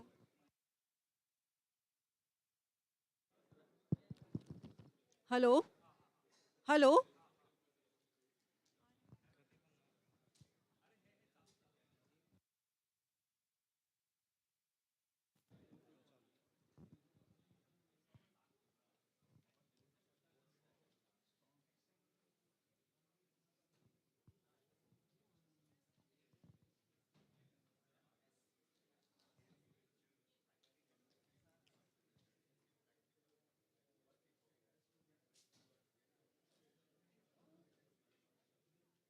So now we'll start the other session of the other sessions. So we have our industry associate representative with us today.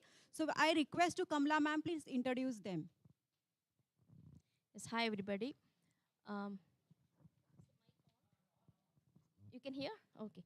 Okay, thanks. So the previous session we had some questions about how you know what is the process by which students can be encouraged to take up internship with companies and so on. So we have invited a few industry associates who are here with us. I would like to introduce them to you. We have Mr. Hariharan Subramanian. He is the head of the learning and development of Tata projects. Sir is here. And along with him, we have Sahajanand Kamath also. Can you please? Yes. So they are both from Tata projects. Thank you for coming. Please have a seat.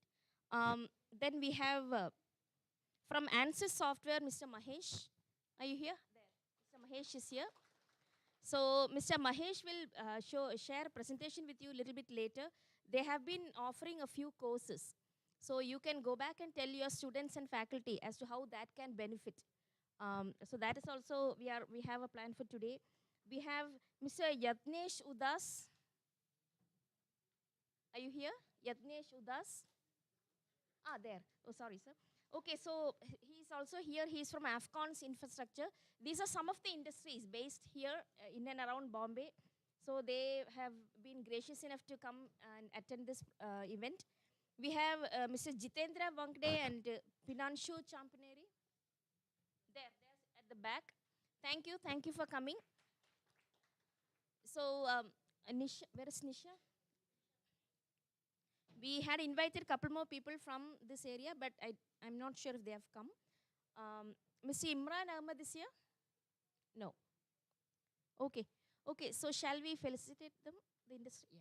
Yes, I would like to now invite all the industry personnel whom I just announced. Mr. Hariharan, Mr. Sahajanand, Mr. Mahesh, Yatnesh, Jitendra and Pinanshu. Can you please come to the stage?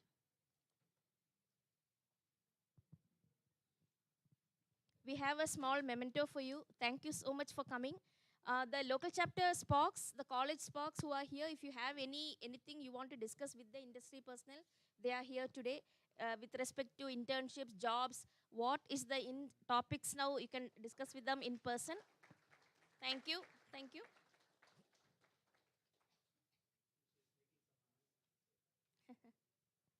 This is Mr. Hariharan Subramanian from Tata Projects.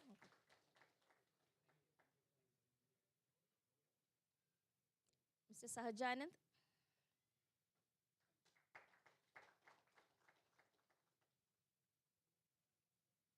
Mr. Yatnesh. Thank you. Thanks for coming. Mr. Jitendra and Mr. Pinanshu.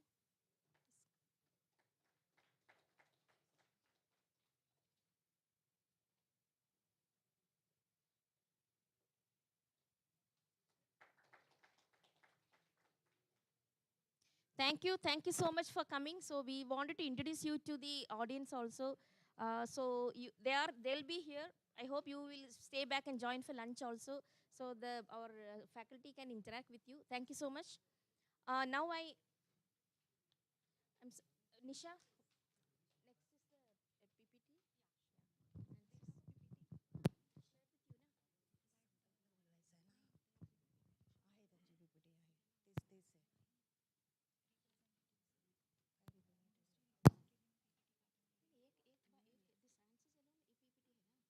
Next is the PPT.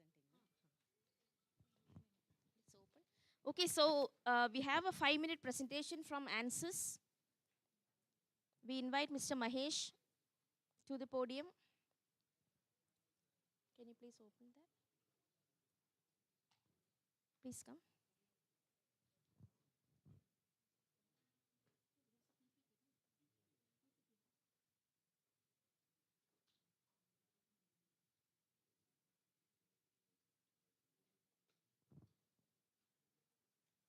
No, this is not. It's a PPT.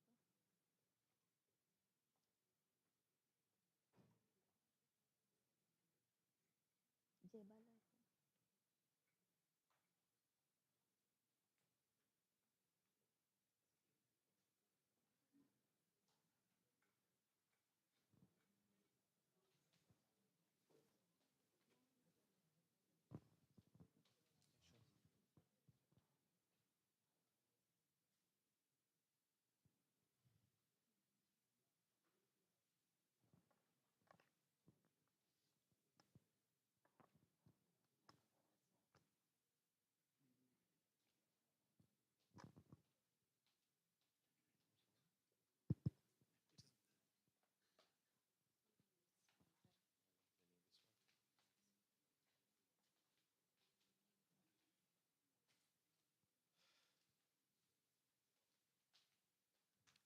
So hi.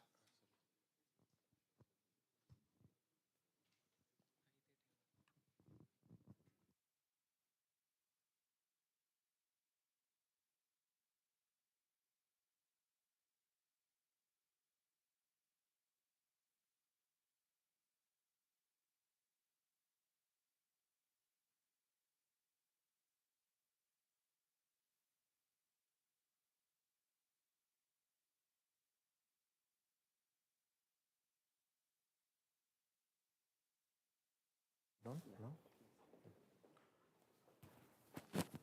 Hello. Yeah. So hi everyone.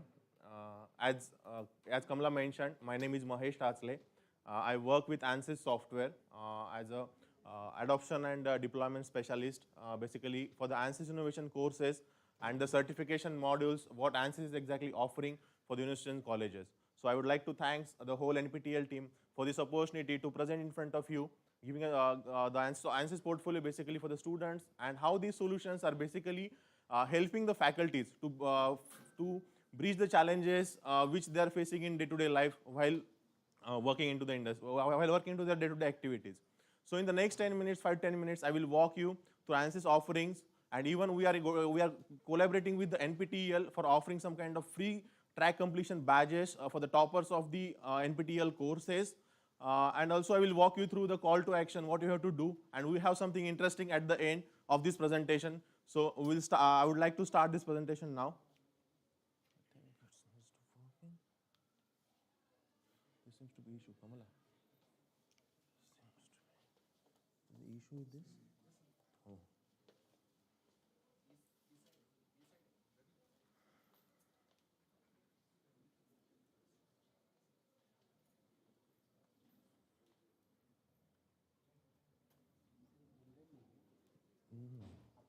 नहीं है.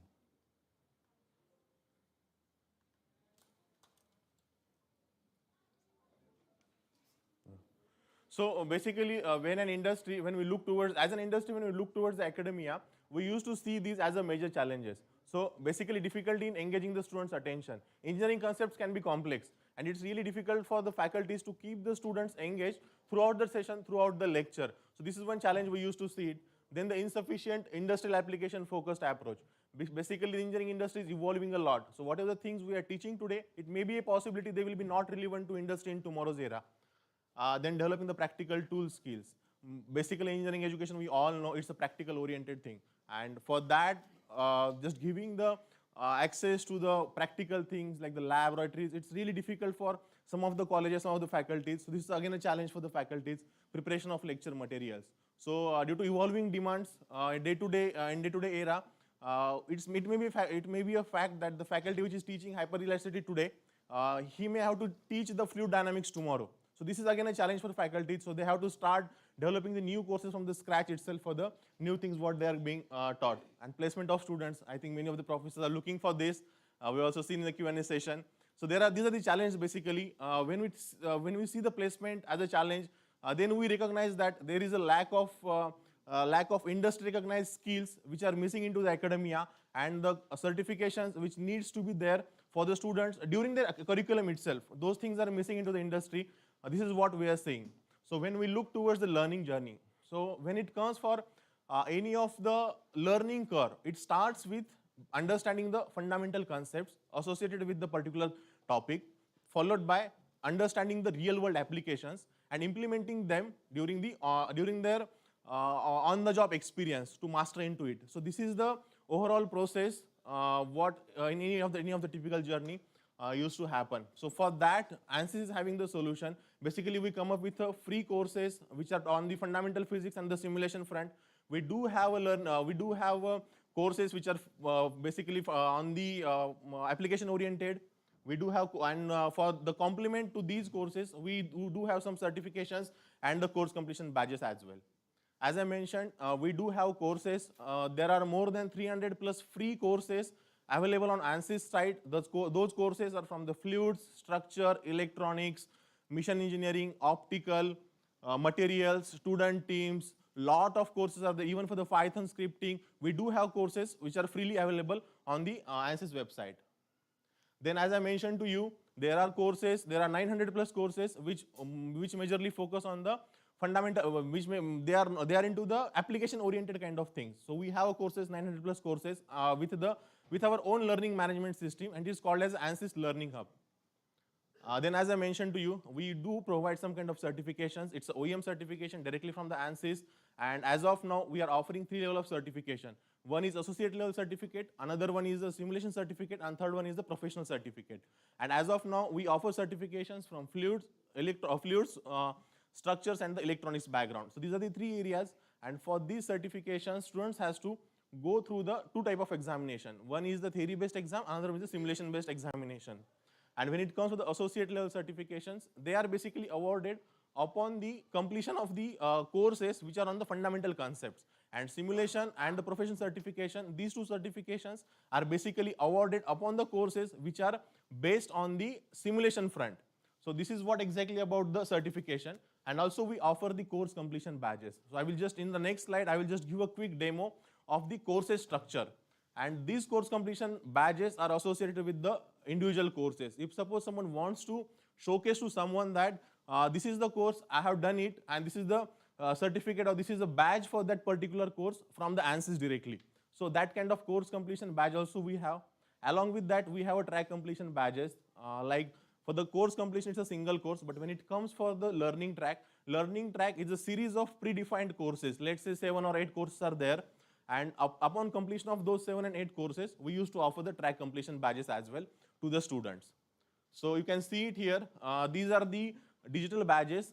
These can be hosted on. These are hosted on the Credly platform, and they are digitally available. So anyone can go on their professional media and they can add those certifications to get recognized, to get recognized by the industry.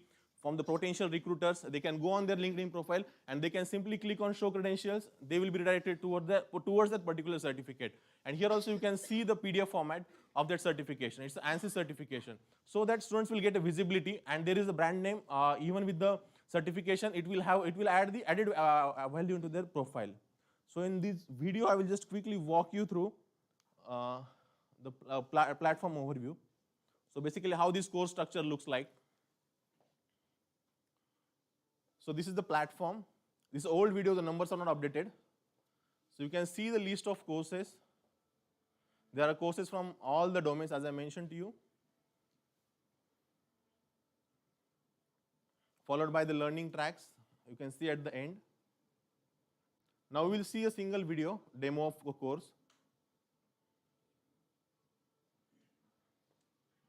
So you can see the course curriculum. There are different lessons in each course. Each course starts with an interesting video relating to that particular concept so that students can relate what they are going to learn. Each course also contains the handout as a reading material. You can see it's in PDF format, it can be downloaded. Another lesson, same format, interesting video, followed by the lecture video, followed by the handouts. The high quality videos are there. And everything is designed and developed by the SMEs into these domains. Also, the beauty of these courses is that, these courses are basically contains the, basically I'm just quickly showing.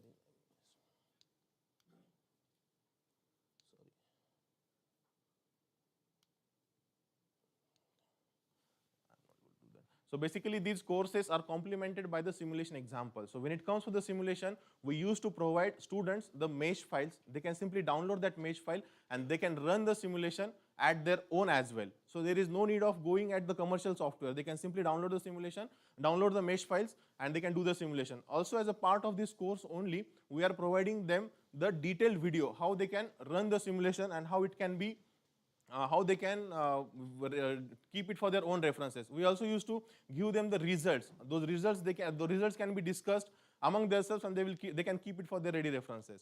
So this is all about the platform. Also, we do have Educator Hub. Educator Hub is a place which is basically designed only for the educators. So the faculties can come on the Educator Hub. It's freely available and they can utilize the resources, whatever resources are there. They can use it for their ready references like videos, PDF formats, webinars, all the resources, not only from the Ansys, but the simulation resources, what are available in the globe, all we have tried to cover it in the Educator Hub. It's a dedicated space for the educators only. So basically, when it comes for this, just to coming towards the conclusion, you can use these resources for reinforcing the classroom teaching. These courses can be modular video-based courses. You can incorporate in classrooms. This will help you for the curriculum enhancement. It will, as I mentioned to you, it will help you for the new course development with the AIC courses, as well as this will, with the Educator Hub, it will help you to new course development. Even you can also take these courses for the reskilling and upskilling for yourself. With the certification and badges, students will be ready for the industry. So these are the few of the things. And now the Ansys and NPTEL engagement parts come into the picture. So I would like to extend my thanks to NPTEL team for the opportunity and this collaboration. So now we are providing the free track completion badges to the toppers of NPTEL students. Yeah. So the value of the single badge is around 12,000 rupees, and we are providing these free track completion badges to the toppers. So this is the list of courses which we have mapped for this July batch. So these are the 11 courses. The students who will be toppers into these courses, they will be awarded the track completion badge from the Ansys. So it will be a two advantage for them. One will be they will learn the fundamentals into the NPTEL course, and they will learn the simulation industry-oriented skills into the AIC courses. So they will get recognition for that as well. So a call to action for all of you. As I mentioned, we urge you to explore the free courses. You can add these courses as an assignment for the students. You can include these courses into your simulation labs as well. You can assign the learning tracks. For the project-based learnings also, you can ask them to take these learning tracks. And last but not least, so for today's workshop, Ansys is having one special quiz. So I request you to please scan this QR code. It will not take more than 2 minutes. Scan the QR code, attempt the quiz, and 3 lucky winners of the quiz will be getting an exciting prize maybe in the next 1 hour. Yeah. So please take the quiz. It's basic, very basic. Even those who are from the non-technology background, they can also relate and they can also opt for this. And in the next 1 hour, we will be announcing the 3 lucky winners and we will be giving some awards for them as well. Yeah. So thank you so much for this opportunity for the team. And even I am available in the auditorium for the day. If you have any questions, you can reach out to me anytime. Yeah. Thank you. I will request them. They are asking to make his. You can also take the photo. You can also take the photo and you can scan it later on.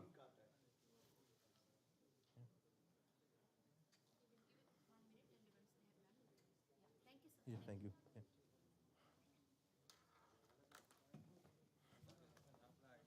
Thank you so much, sir, for your important updates over here. We have Professor Sankalp Pratap from the SIT School of Entrepreneurship, IIT Bombay. He will share their experience on developing the NPTEL course and talk about the importance of entrepreneurship. I request Professor Sankalp Pratap, please share your experience.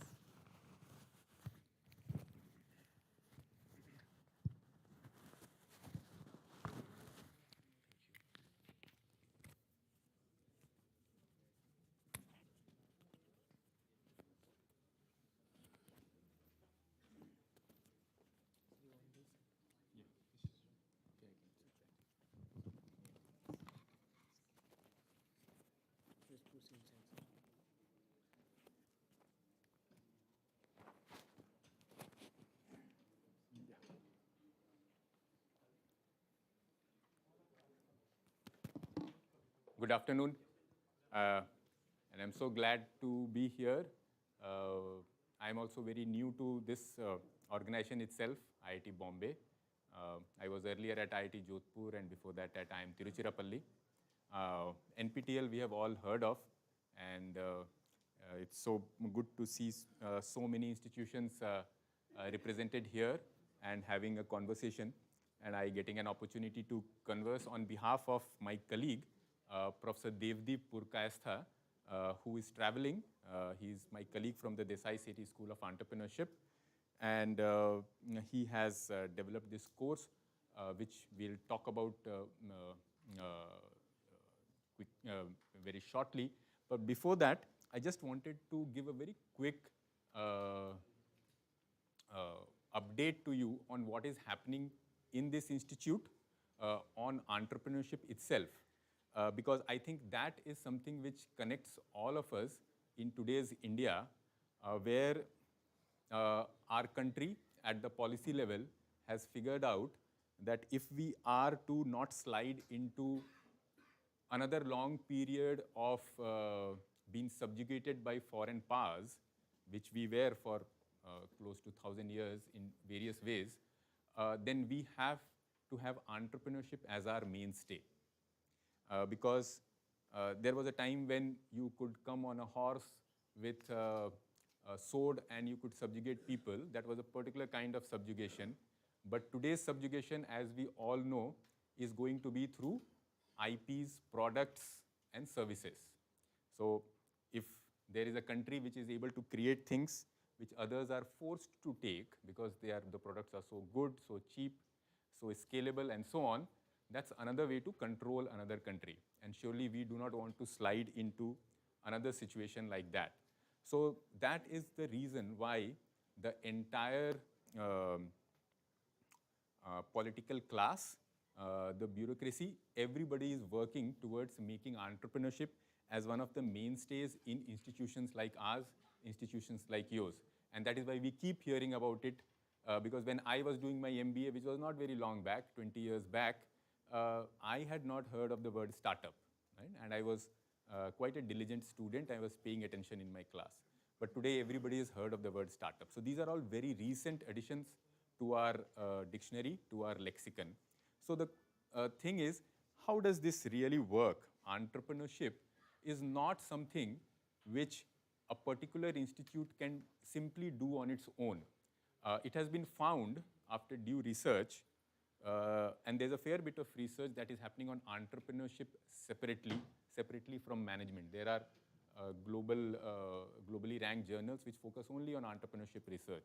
So what they have found is that entrepreneurship is essentially an ecosystem thing. An ecosystem thing which can be at the level of a country, a level of a region, and of course an institute itself can have its own entrepreneurship ecosystem. Now, IIT Bombay and you, we are all connected in this regional ecosystem. And what we make of this ecosystem is what is going to determine a lot about what happens to this state, nearby states, and to our individual institutes. So the ecosystem approach requires that we collaborate, because if we stay separate, the power of that ecosystem doesn't come through. And again, different ecosystems then collaborating, which is a separate challenge in itself for the country, makes the country move up in the rankings and outcomes for entrepreneurship. So before I proceed, I just want to see, because I just got interested in that quiz thing, which country do you think globally would have the highest ranking in entrepreneurship ecosystem? If you have to guess. Israel. So thank you. Where did this answer come from? Yeah. So thank you. So Israel is #1 by far in entrepreneurship ecosystem. Now, when you think of Israel, and we all know the kind of conflict that is around it, we all know about its birth itself. So it would surprise us that, okay, it's Israel, it's not the US, it's not China, it's not UK, it's of course not India. We are just beginning to make our mark felt. But it's Israel, which is landlocked. It doesn't even have easy access to sea around it. So, which means that it is doing something at the level of the country itself to kind of foster entrepreneurship. There's a book on this itself, which you and your students can go through. So it's not very intuitive as to who will win this game. In terms of the cities, there is a 1,000 city rank globally of which cities are doing well in entrepreneurship. Bombay is in top 50, and so is Bangalore and Gurgaon. So these are the three cities from India which are in the top 100. There are another 35 odd which are in top 1,000. But we are ahead of many, many countries. But then, of course, there are many countries which are ahead of us. So it is actually something which when we become conscious of. One small yes. question. Yeah. Israel is well connected in sea, both Mediterranean Sea and Red Sea. Only thing Israel does not have is adequate land. Majority part of the Israel is a desert. Right. And still they are doing the startup. Right. Right. Sorry, I have to. No, it's fine. So, so that is something that as an institute also, IIT Bombay has taken up to foster entrepreneurship for its own students here on campus, for the city itself, and of course, whatever it can do in collaboration with all of you for the entire region. And that has what has given birth to the Desai Sethi School of Entrepreneurship as a new entity formed in 2022, but as a center it existed for nearly 5-7 years back, since 2014-15. So a fair bit of expertise has been built up in this unit, and today we are offering courses for our students, BTech students, PhD students, master's students, and so on. And we serve as a conduit from student to entrepreneur. We serve as a conduit and a training ground. And this particular course is that you see in front of you, Business Fundamentals for Entrepreneurs, is prepared by Professor Devdeep Purkayastha, who has a long experience in entrepreneurship itself. I'll come to that. Of course, it went through the usual cycle of planning the course, recording the course. It all happened on the campus with help of our NPTEL team that is there on the campus. And it's getting offered, and it will keep getting offered every semester systematically. This is Professor Devdeep. He has more than 30 years of varied corporate experience. He himself is an alumnus of IIT Kharagpur and IIM Calcutta. And in his later part of his career, he has served as president of Enactus India, a global for-profit network. And this particular course, which he has now offered through NPTEL, he has been offering for IIT Bombay students with very good results for the last 4 years.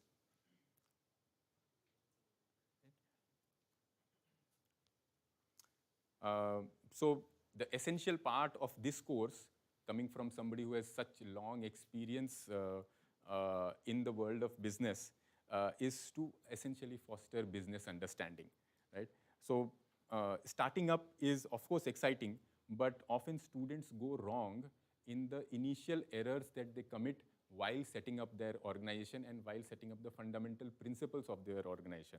And that is why often you would come across news items of strange things happening inside an organization, inside a startup in particular. These are very common news items. And why do they happen?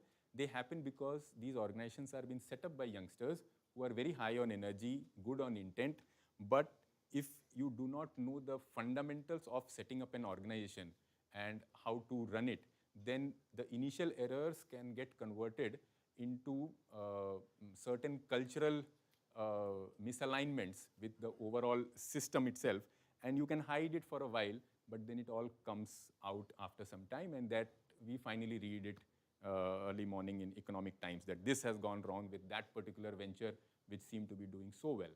So, so things are complex in the world of business, and we are trying to encourage our young students to get into that complex world right after their graduation, post-graduation, and hence this is where this course comes in.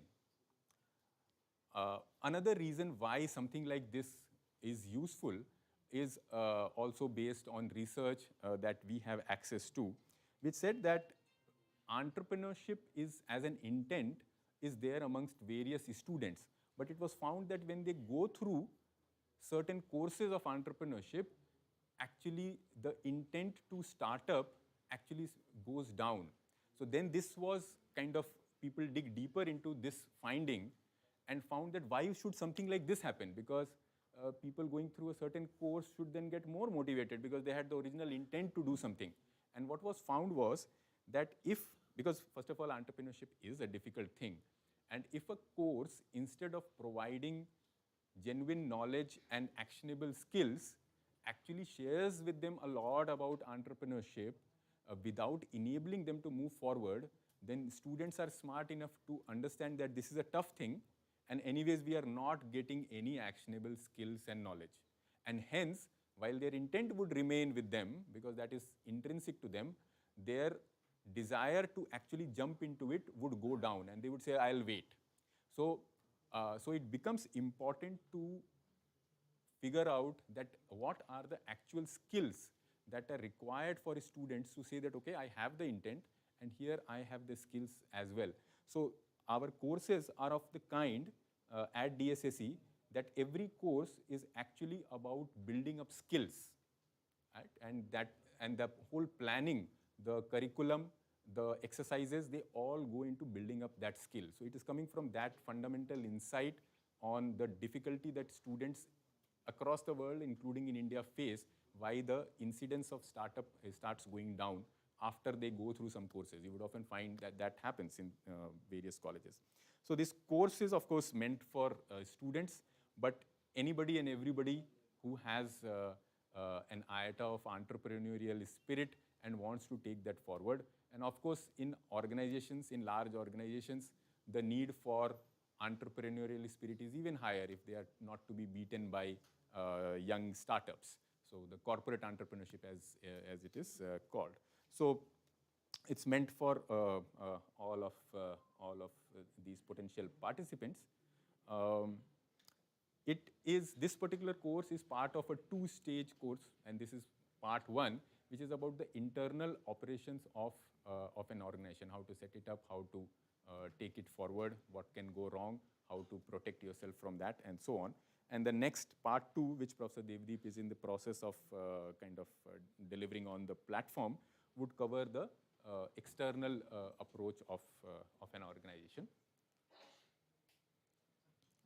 4 weeks, 12 hours, starting from what is a business in itself, what is vision, mission, strategy, how do you arrive at that, and how do you connect it to the actual product or service that you are developing, and all the fundamental functions of the organization which you need to set up, how do you interconnect them, what are the interconnections which need to be taken of note, and finally also whatever you are doing inside, how is it connected to the overall governance of this new legal entity that you have made. Because often students miss the point that when you are creating a startup, when you are getting a DPIIT number, you are finally committing to certain rules that the government has put for you.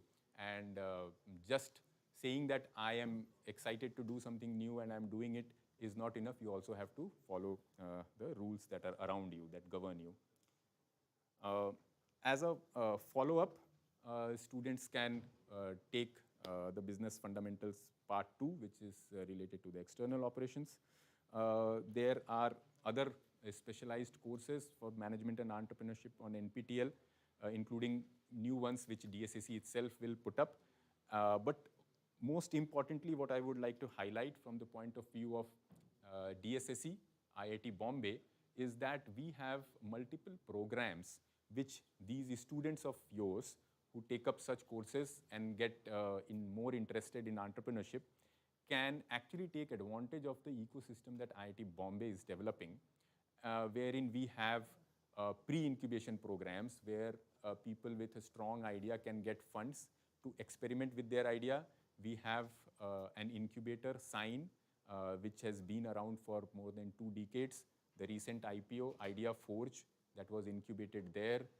Fans, Atomberg Fans that you would have heard of, that would also go into IPO in a few years, was incubated at Sign.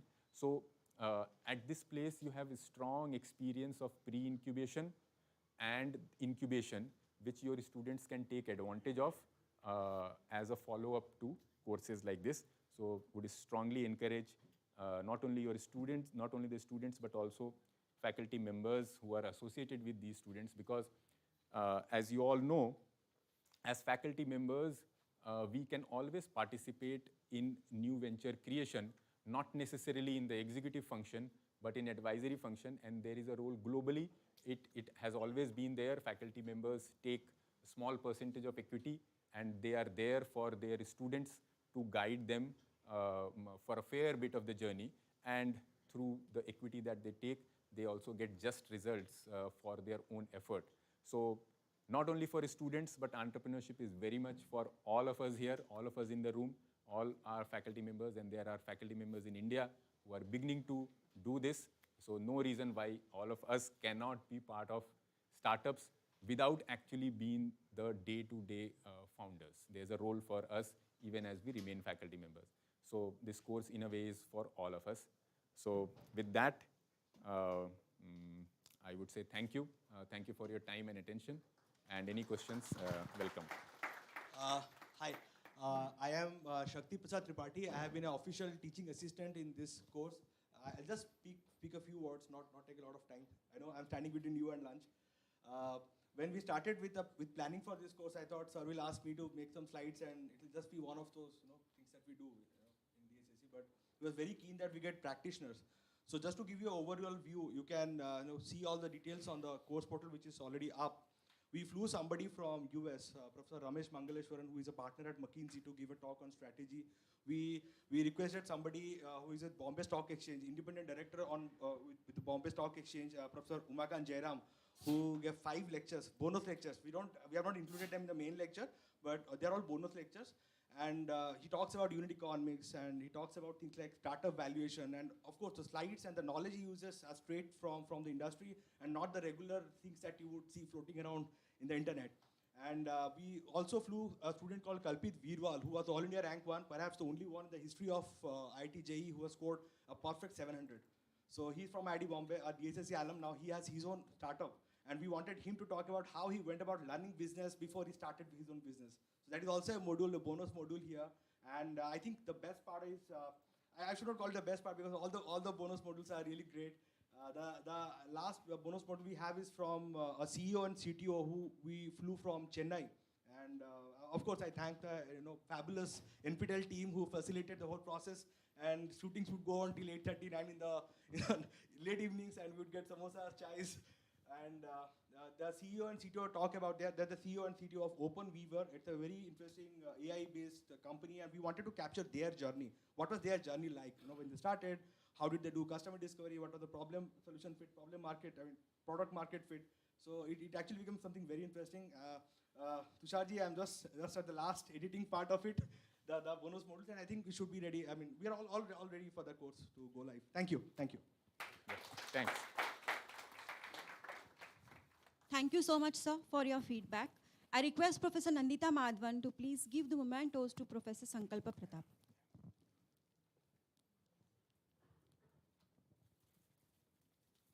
Thank you, Professor. Thank you, ma'am. Thank you, sir. We have Professor Ashish Pandey from School of Management, IIT Bombay. He had offered 3 courses under Swayam NPTEL. I request Professor Ashish Pandey to please come on stage and share your experience on NPTEL courses.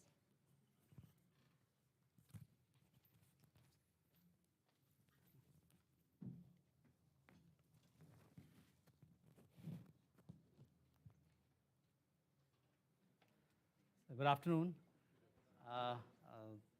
My hearty compliments to the visionary leaders who might have thought about something like NPTEL maybe 2.5 decades ago, if not more. So really I'm feeling gratitude to that visionary leadership, that academic leadership which has thought about it. And then all the people who have been working in this, I know the faculty members, those who have been leading this project. This is one of the projects, and it is not exactly the research project where you get recognition as an academic, but it's a great service and opportunity to make some difference. So they have been contributing, and then people like us who are teaching, and people like us means those who are coordinating and facilitating the system at your places, because without your support and without your engagement, this would not have been possible. It becomes more overwhelming when we go to some smaller countries and talk about NPTEL. I was recently in Nepal, and if I visited some other smaller countries, when we talk about that, it becomes very, very kind of a positive experience for them, and they become very curious. So I'm sure we are going to have major queries from the Nepal in the near future. And so this is again a great opportunity for our country to make difference wherever it can make in terms of the academic kind of a contribution. How can I say about this? You are doing fantastic work of holding the space in your colleges, because just putting a course on the portal is not sufficient for course to run. It is only because of people like you who have to mentor your students, who have to guide students, who have to converse with them. Many times you have to tell them just that, okay, this is available, go and take it. That's a very proactive and important role, and without that, what can I say to you about my courses? Means my personal experience has been that, okay, after teaching a course for 10 years, you start questioning, am I a human being or a robot? Means you are doing this almost similar things year after year. But when it comes to NPTEL, you see large number of people registering for that, and then you sometimes get emails about how that course has made difference to their career, or a lot of working professionals taking that course. That is really a heartening experience. I could never imagine teaching in IIT and teaching a course which would be taken by 15,000 students, but then it was taken up. The strategic HRM course, first time it was offered, 16,000 plus students, and half of them are working professionals. So we come to know about, okay, it is making some, it is being found of some value in the industry. For academic partners in your institutions, I would like to point out, of course, there are courses, my courses on organization development and change and strategic HRM, it is there in the field of management. You can always suggest, and you are requested to have a look and suggest these to your students. These are regularly updated courses, so you will get your students will get best practices in the industry which are prevalent today and all that. But specifically 2 points I would like to mention. According to the new education policy, there is a emphasis on the Indian knowledge system, and there is also in the policy, as well as we are hearing around the world, in India as well, about importance of wellness amongst the young population. So there is one course which I was fortunate to kind of offer. This in some form it is being offered in IIT Bombay for 7-8 years, so it has gone through that refinement, and now it is available on the NPTEL. It is Yoga and Positive Psychology for Managing Career and Life. This will fall in the Indian knowledge system because there is most component, most of maybe 60-70% is from the yoga and the Ayurveda and little bit of Vedanta in it. So, and of course, all is backed up by the scientific research. It is not like something is being taken from some text and elaborated. It is all scientifically backed up by the contemporary research. So it will fall in that, as well as it has a very strong practice component, some suggestions about what one can do, and that can be helpful for the wellness and well-being thing. Along with this course, we are also developing a platform for assessment and automated intervention for the well-being that is supported by some other projects. So as Sankalp talked about ecosystem, actually we are trying to create a small ecosystem around this course. So this is about the wellness and well-being that can be helpful for everyone, and particularly for the students, because it is created from the perspective of young population who would like to know the scientific backing of whatever is being done, who would like to know what are the practical implications of it, who would like to know the specific tools and techniques for enhancing their well-being so that they can do better in their career and life. So this is it, I think. And I always thought that if this course be in Hindi and the regional language, if 8,000 people could take this and 2,500 people could register for the exam, the number would have been much more had it been in Hindi. I just talked to Bharti madam about it, and Bharti madam said that, sir, there is already a project, and I think 6 or 8 regional languages courses are going to be translated. It is also going to be a very important thing coming days, and in the new education policy, there is an audacious goal to make the education and content available in the regional languages. Students may write in English, that's a different thing, but it will be really worthwhile to have these courses in the regional languages, and it is coming, and I'm sure the institutional partners will play a very important role in editing those courses in their regional languages, and there must be, I think, opportunity to have more collaboration and the intense more cooperation with the regional partners like you all are for co-creating these courses. Okay, so thanks very much. Thanks. Thank you so much for your feedback, sir. I request Professor Nandita Madhavan, please give the mementos to Professor Ashish Pandey. Thank you.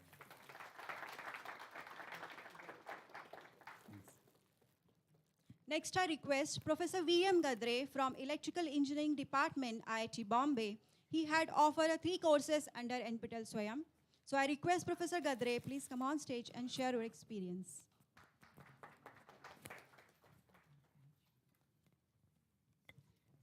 Good afternoon. Yeah. Well, this time I offered the courses that I had created in the past, one in rerun mode and one in repeat mode. One of them was digital signal processing, its applications, and the other one was a small 1-month course 4-week course on wavelets and foundation on wavelets. So the foundation on wavelets course, so both of these are signal processing courses, maybe for a reasonably specific audience, it's not people in that area. Foundation on wavelets was offered, in fact, in repeat mode. That was intended actually to cater to people who wanted to pursue research in that field, get an introduction to the subject of wavelets and multi-resolution signal processing. And digital signal processing was meant to be a more general course for electrical engineers and people in that field generally. I had a good number of, there was good participation, though only a few people finally wrote the exam. But, a lot of people were otherwise registered. So I guess people use the material, and that's how probably they find it useful. I have been associated with distance education for over 1.5 decades now. So I know as Professor Ashish Pandey also mentioned, it's a very, very remarkable experience to see how distance education can make a huge difference to the educational scenario in the country. And I'm very proud to be associated with NPTEL and continue to be associated. Thank you.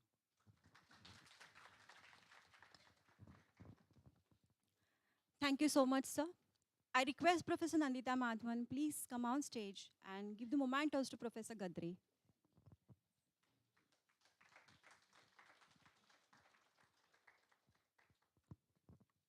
Thank you, ma'am. Thank you, sir. I request Dr. Jai Krishnan and Kamala, ma'am, please start our upcoming session.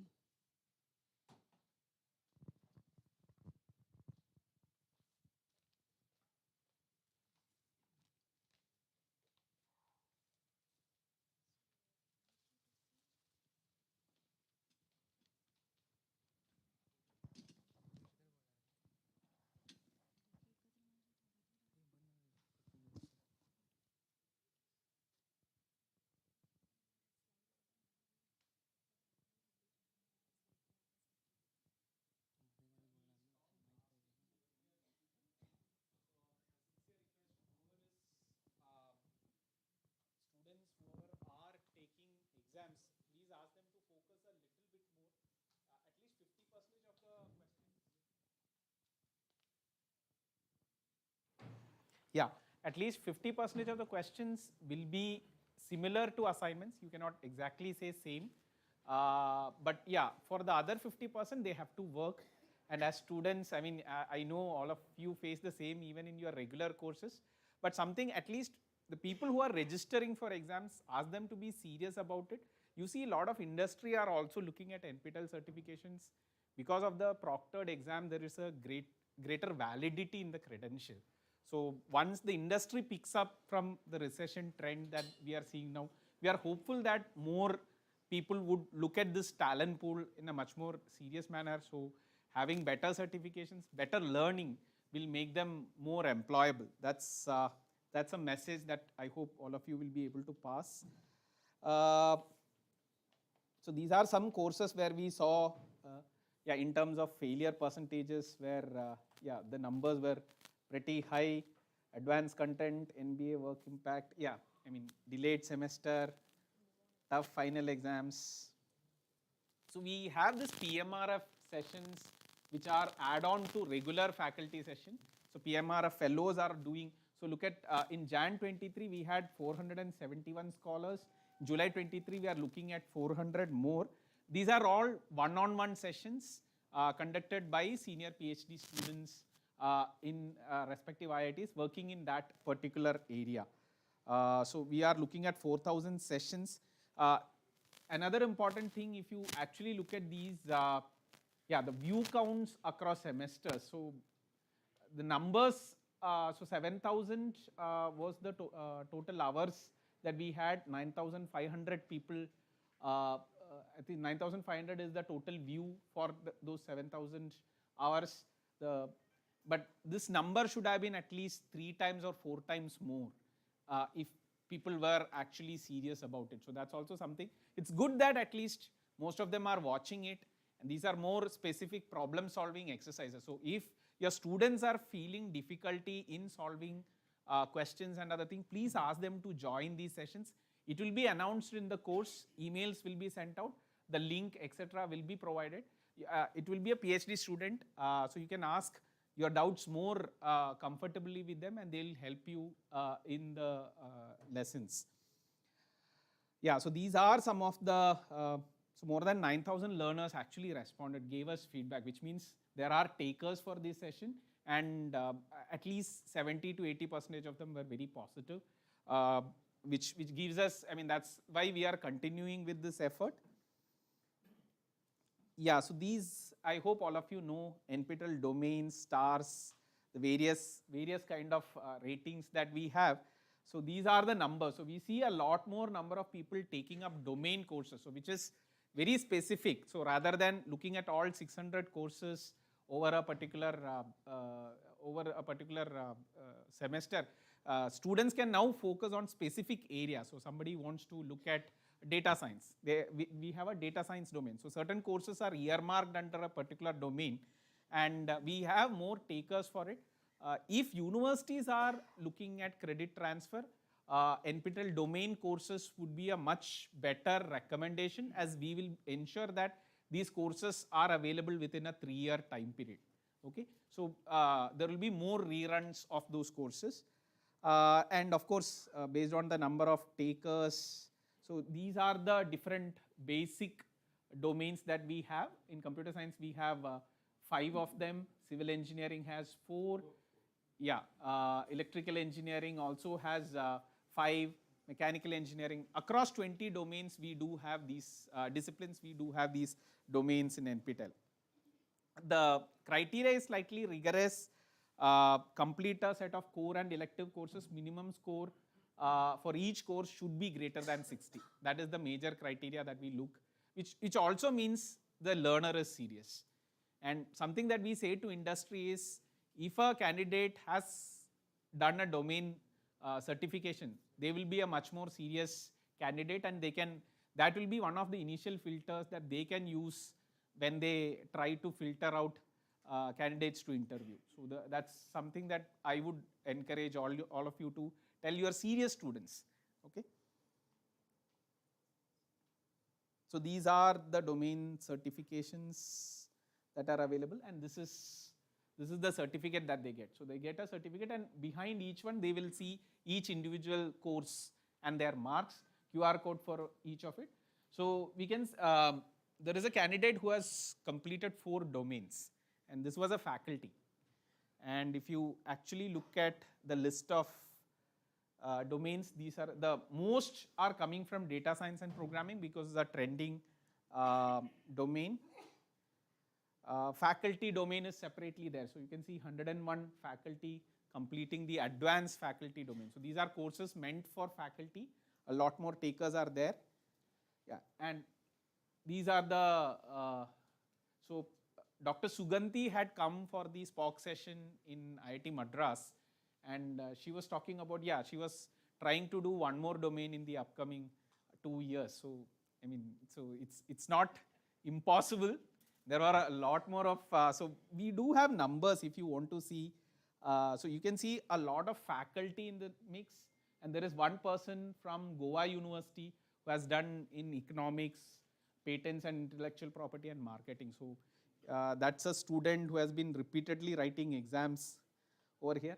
And we had a look at how much time students typically take. So most of them complete a domain certification within 4 semesters.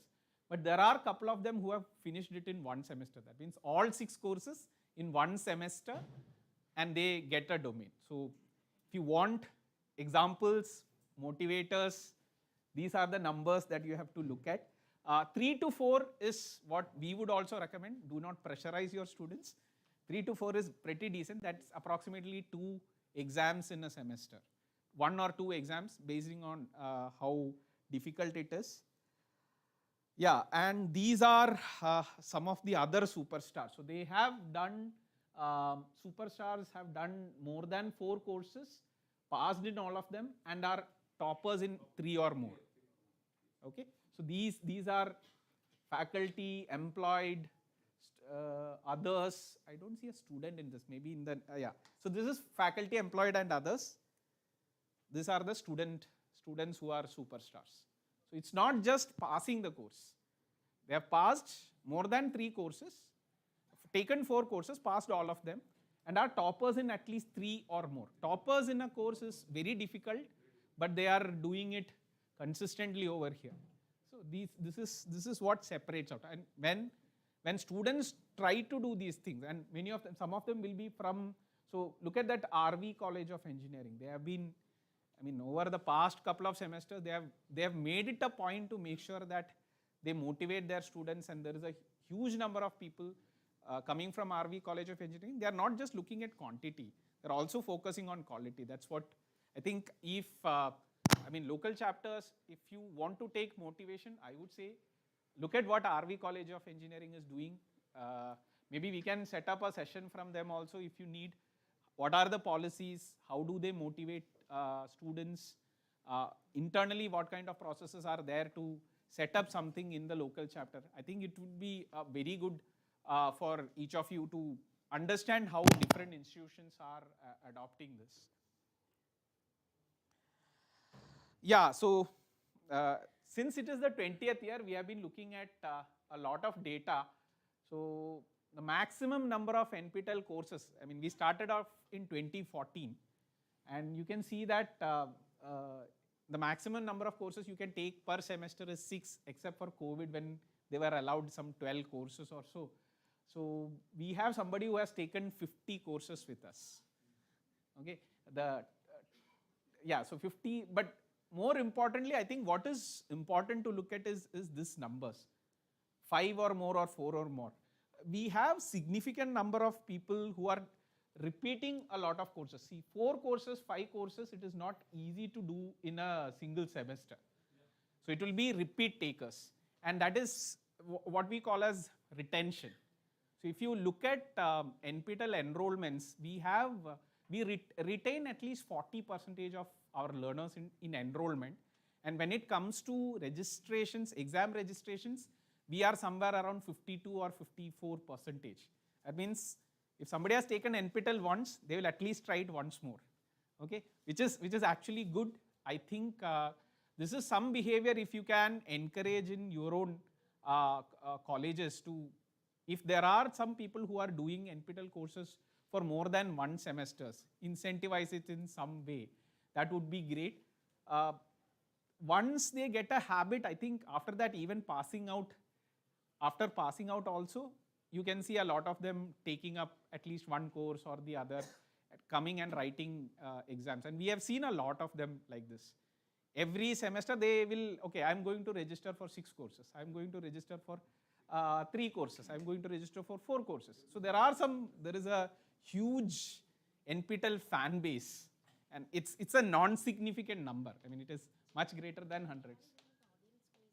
Yeah, so yeah, how many of you, I mean, are there any of you who have done, let's say, more than 10 courses with NPTEL in this group? Please do rise. Yeah, please do stand up. Yeah. Please give a little more healthier clap.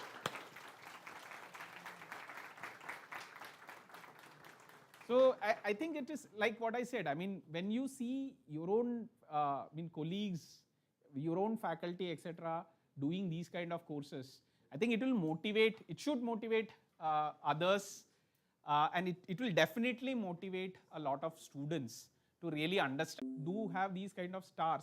You should ask them to do one of the session, at least a 20-minute session on how they plan, how they register, how do they study. At least if these kind of things are part of your orientation session in your own colleges, I think there will be a lot more takers, and they will know whom to reach out to, right? More importantly, whom to reach out to in case of issues.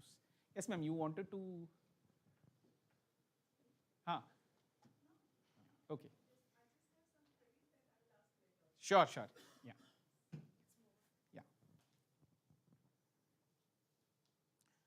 Yes, my name is first one, Prashant Daiwal. Yeah, please. I think, so anyone in this list, highest number of? 33 is the right now, and 6 I am appearing.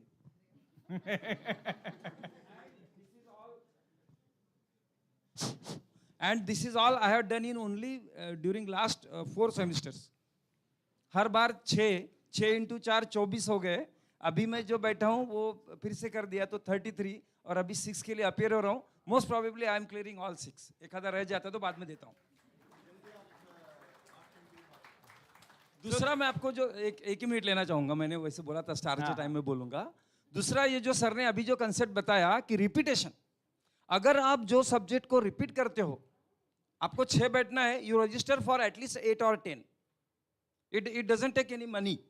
Okay, you can pay only for 6,600 for faculty, 100 rupees more FDP. So you prepare for that 7-8 subjects. Out of that you appear for 6. You will be star. You are becoming star minimum 4 subjects. You are NPTEL believer star. Please give big clap to you all. You will register right now. 4 subject believer बनने में कुछ problem नहीं. मैं हर बार believer रहता हूँ. उसके ऊपर आप जाओगे तो फिर आप you are a motivated learner. फिर आप उसके ऊपर जाओगे तो एवेंजलिस्ट. और ये जो सर ने शुरुआत की, ये जरा डिफिकल्ट है. मैं वहां तक जाने का हूँ, 2.5 साल हो रहे अभी. Domain is the highest one. You have to clear at least 3-4 subjects in the same domain. And below that is the superstar. Superstar में 3 सब्जेक्ट में टॉपर आना है. वो अपने लिए थोड़ा सा कठिन है, फिर भी अपन देखते हैं. लेकिन आप बाकी तो स्टार बन ही सकते. मेरे पास, मेरे अकाउंट में आप खोलिए तो आई एम हैविंग 10 स्टार. मैं 10 बार स्टार हूं अभी एनपीटीएल का. 10 star sir. So that's it from my side. You can go. All the best. Thank you.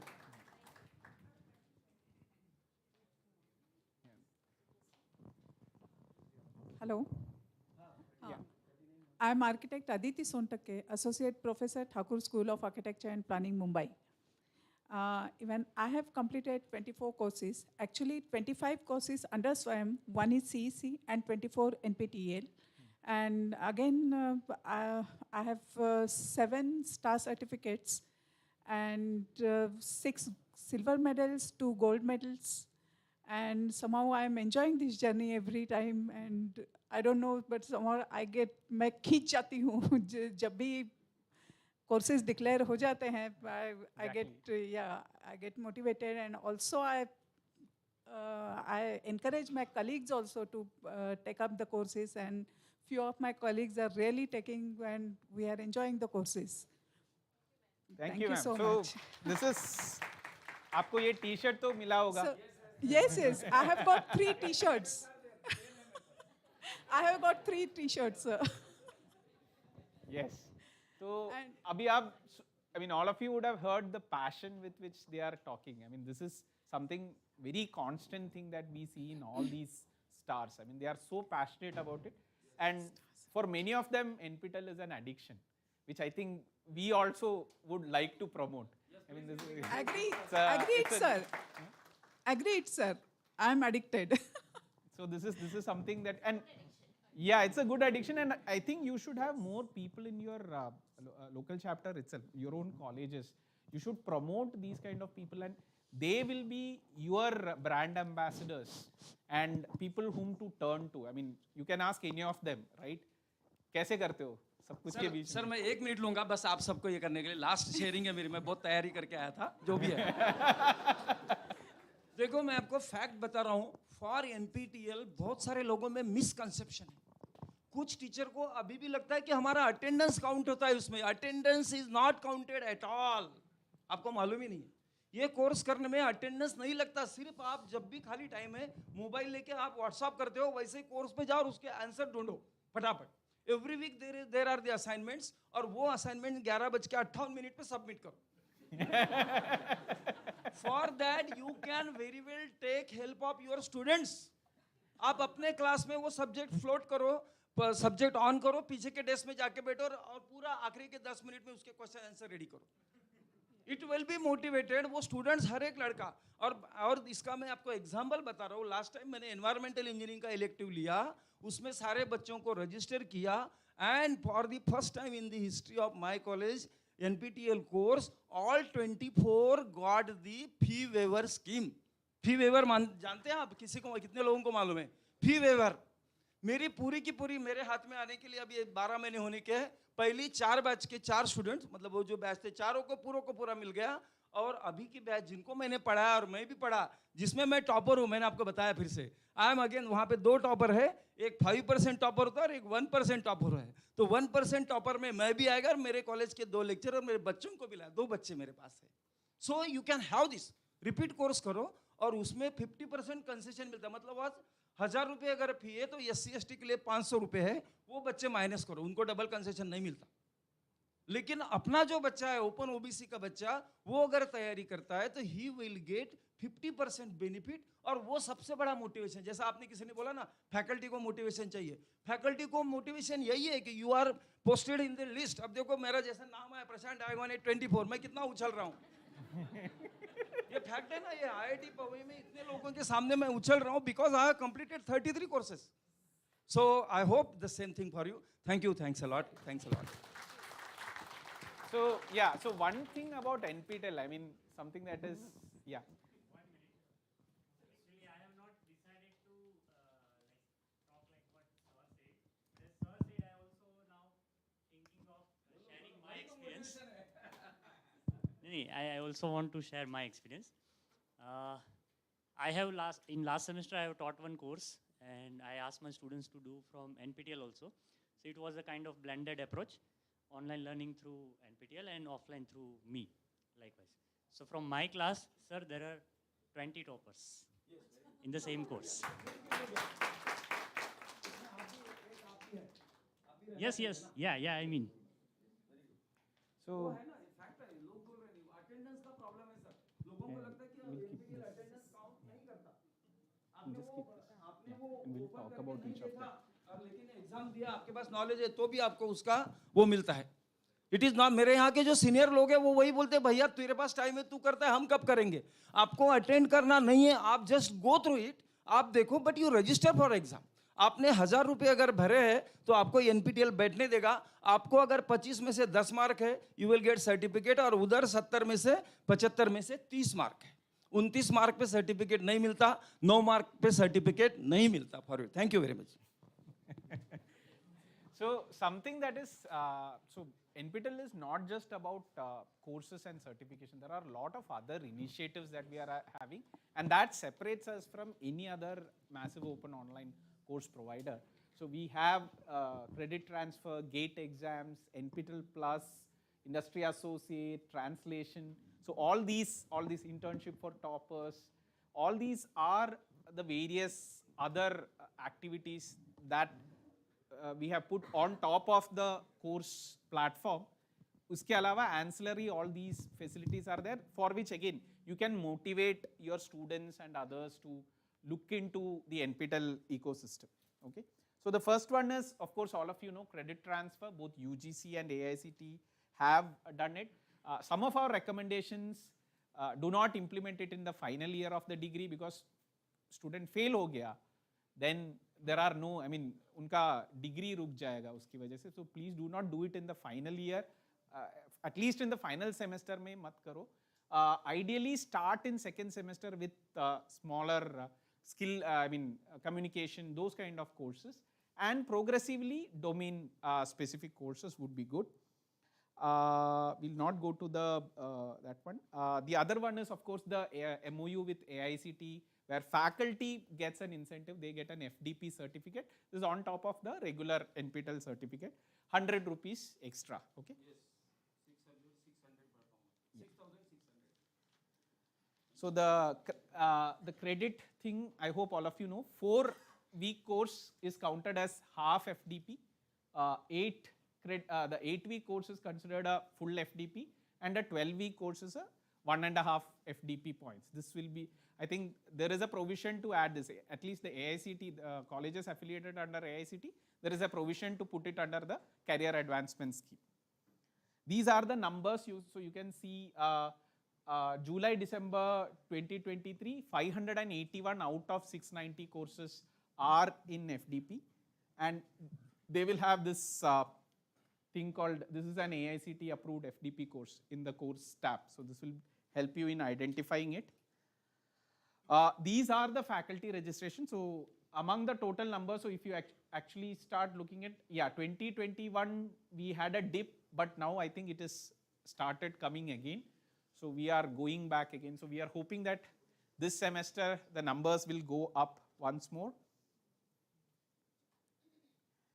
The other part is we have an initiative where we encourage faculty to go to conferences, network. Obviously, we encourage you to also submit papers to conferences. So each year we have been doing it. So 2020, 2021, we had very less numbers getting approved. There are a standard set of host institutions where you have to be, the conference has to be located. So for example, I think all IITs, IISc, CSIR labs, so it is there in that particular form when you actually go. So if there are conferences being held in these kind of institutions, we do support SPOCs to go. In a year, I think there is a maximum number, 40 or something is there. But we encourage, one of the major things that we encourage all of you to is write research papers, submit in conferences. This would be one place through which we can support. A maximum of 25,000 rupees is supported. This is only for conferences in India. The international transfer, international conferences, we are not, international travel, we are not supporting. Conferences within India, international conferences within India, we are supporting. Okay. The other thing is basically for GATE exams, which you know, or for masters, we have a portal that we have developed, which contains, basically the same, most of the NPTEL courses, we understand that it is a good preparatory material for GATE exams, because a lot of our learners, actually refer to NPTEL lectures for preparing themselves.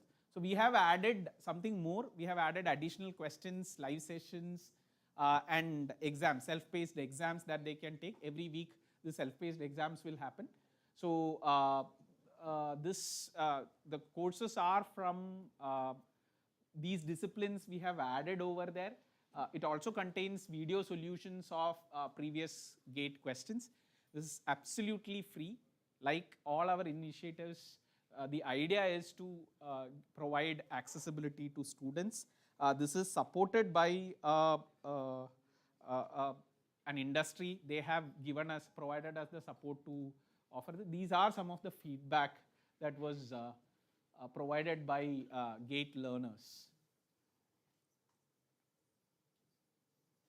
The other initiative that we are talking of is the NPTEL Plus, which is the self-paced format of it. This, unlike the standard NPTEL, where accessibility is there, one of the major concerns for working professionals was that the standard NPTEL format is semester-based. So they wanted a format which they can take at their own pace. So we had carved out this. Since this is a self-sustained model of NPTEL, it's the same NPTEL courses that you see, which have been repeated multiple amount of times, and of course new kind of workshops, short-term, long-term training, the continuing education programs. SPOCs can promote NPTEL Plus also? Yes, yes. We have partner industries and partner institutes who can offer courses through NPTEL Plus.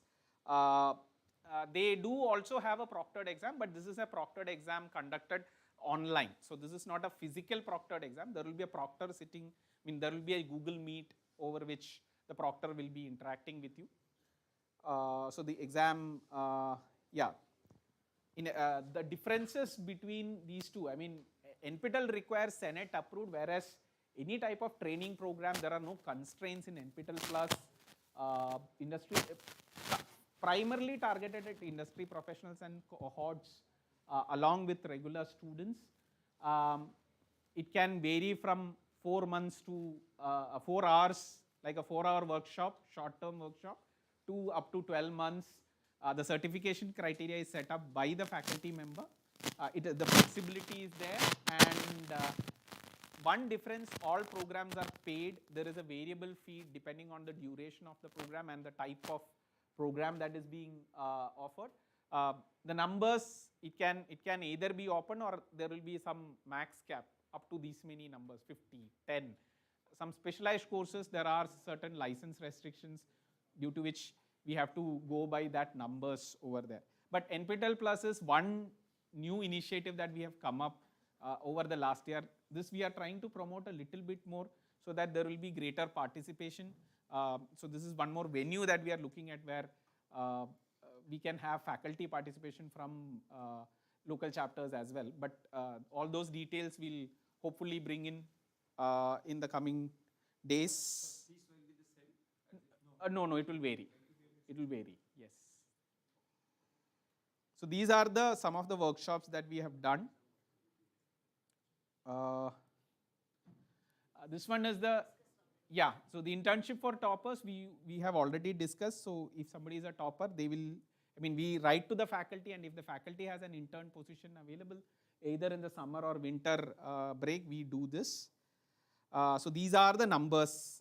In 2023 summer, we have 224 interns already completing, accepting our offers and are working with faculty now. There is a Texas Instruments internship which is based on that particular courses. So 3 of the courses, if you score a particular score above, then they will be provided with internship by Texas Instruments, which is a leader in that particular area. Okay. It will be in India or? They have varying, so they also allow remote.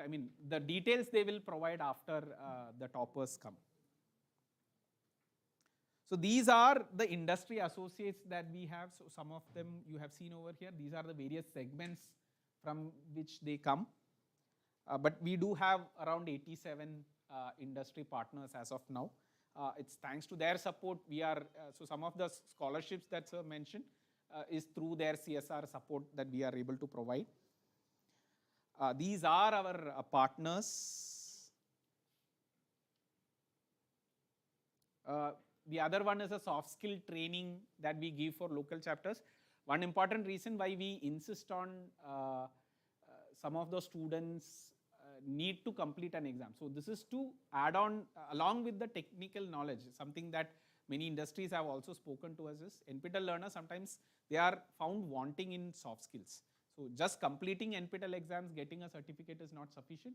So we have a set of soft skill trainers who do employability assessment, online interactive sessions and online mock interviews. We have yeah, so I mean, yeah, one of the major skills, and this we have seen in our office also. I mean, handling of spreadsheets, documents, mails, these are some of the essential skills in these days, and many a times youngsters are found wanting. I mean, they may be able to send quick SMS, quick WhatsApp messages, but drafting a very good email, sending it to a person, keeping, some etiquettes like whom to keep in CC, when to keep in BCC. These are things that people do not know. And spreadsheets, just doing a pivot of a data, it's such a difficult problem for a lot of them. Comparing, you can achieve a lot of things with spreadsheets, and all of you, whoever has worked in NBA and other kind of things at your own institutes, you know how spreadsheets, how much you are dependent on spreadsheets, right? So we do have a digital skilling program in NPTEL Plus. It's absolutely free. It's open for everyone.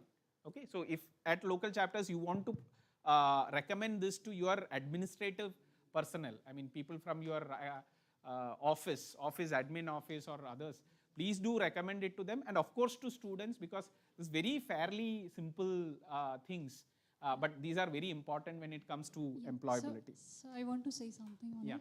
Yeah. This is Professor Neha Raut from Srimati Kishorita Boer College of Pharmacy, Kamthi. Recently, our 97 students actually gone through this soft skill training program, and being a SPOC, I have attended it.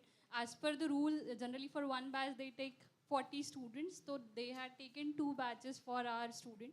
And for first training, Raja Venkatesh sir was there, and for second training, Dr. Pratima Khandelwal ma'am was there. And personally, I have attended each and every session. It was activity based, and our students learned so many things. Even being faculty, I learned so many things, because we have been in this academics from long time. So even how to create new profiles, and they have demonstrated various softwares for preparing the resume and to connect on LinkedIn, and there are so many social platforms. So I'm really grateful to IIT Madras for great coordination, because I coordinated with Priyadarshini ma'am, Siyamala ma'am from IIT Madras, and they coordinated well, even from taking each student in the batch and for all the activities. So I'm grateful to IIT Bombay and IIT Madras, because I just wanted to add, last year I had attended the same SPOC, and this year we are in the active. Then that team I had suggested about live interaction session, and I'm really grateful to Professor Bharti ma'am and you sir, because from that time they had started that live interactive session, and I had attended it. It is from the PhD scholars. Yes. Thank you, thank you. We came here to get this feedback so that we can go back and tell our team also what a fabulous job they are doing. Also, the soft skills training, all these training, internships will not happen if it weren't for the sponsorships that we get from companies, the CSR funding that we get from companies. Yeah. So we are extremely grateful to the companies who come forward with funding to help our students. Thank you, thank you. Yeah, Thank you so much. And lastly, I would like to say thank you so much, Jai Krishnan sir, because you had initiated that ICT blended teaching learning process in 2016. You should thank Pathak sir for that. Yeah, Pathak sir, genuinely, because we learned from you as well, and from Samir Sahasrabuddhe sir as well. So because of that start, I had attended at VNIT Nagpur only. Yeah. So from that point, I am connected with IIT, and it was really grateful for everybody. So I am really grateful to all of you. Thank you so much. Let's move on. JK sir, we also have registered for this, so we didn't get our turn right now for soft skills. Yeah, No, yeah, we'll it get, is- it will you'll come. get it. Do not worry. Yeah, yeah. So there was a form, we filled it. Absolutely, it will come. It will come. We have given the See, dates we have also. only 1 or 2 trainers to do this, so we do it week after So week. in due it course will of come. time, my Yeah, college yeah. also will Sure. get. Okay. Yeah. Thank you. CSR will come. Yeah, so CSR, I just want to acknowledge these companies who have been our greatest supporters, and of course an individual who has supported us through gracious funds, through which we are able to support a lot of these initiatives. I mean, most of this, so when we are able to give something free for a student, it's not like we are also getting it free. There are charges that we have to bear, cloud charges, the soft skill trainer charges, everything is there. All these people have been gracious enough to support. We hope that in future more industries come will forward and, take part in And this also, if any of you know any companies, if you want to connect them, with us, and we can take it forward, talk to them and understand, what their needs are. In terms of not just the CSR, but also, how they can hire our students as interns and so on. So if you know somebody, please let us know. So the numbers, the numbers speak for itself. 1.4 lakh students received examination support. You multiply it by, so they get 50% and 100% free. In fact, we recently received an award for the CSR work CSR that we do. work that we are doing. So thanks to all, yes. So thanks to IIT Bombay particularly, so giving 20 students fee waiver. I got this time. Yes, sir. So these are the numbers across states that you see, but more importantly, what this has benefited students. See, that we is.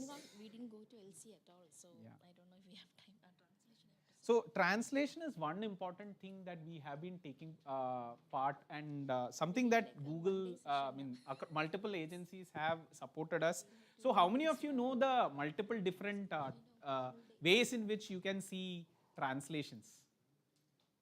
So there is something in our NPTEL page, a translations page is there.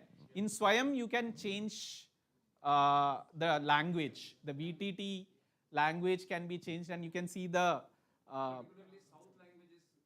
yeah, so there are 8 languages that we support. Hindi, Marathi, Gujarati, Bengali, then the other languages are Tamil, Kannada, Malayalam, and Telugu. So these are the 8 languages that we are supporting currently. We will be increasing it to 11 languages. Assamese, Punjabi, and Odia are being added in the current round. So this is in Swayam, but with YouTube, we are also doing something specific. So how many of you, so this is a beta version. They have started it in the US zone.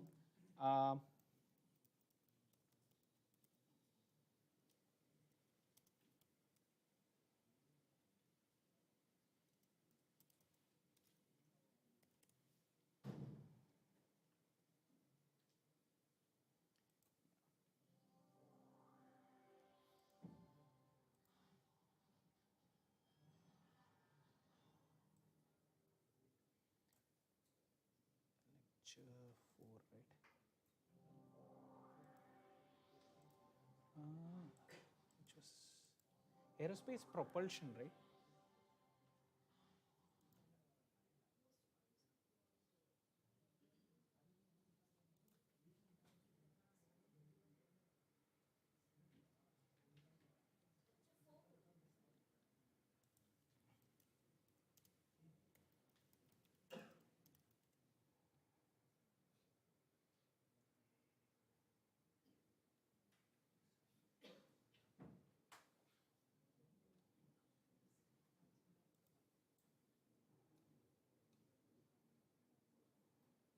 It's not the one.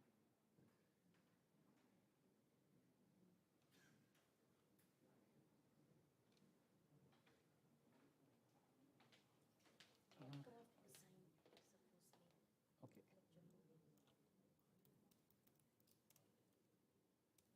Again, this is in a beta mode that we are doing right now, but no, not this.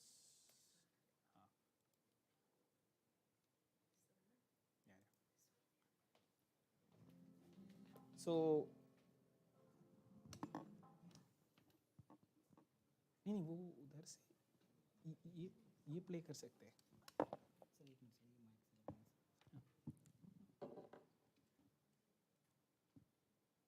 इससे out आता है.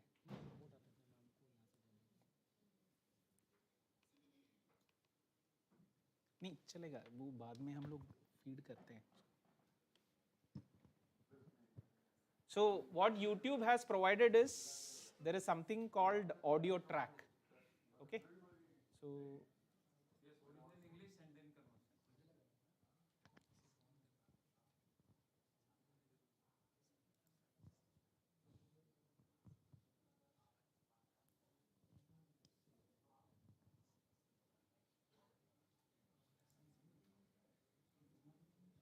Audio increase नहीं होता है क्या?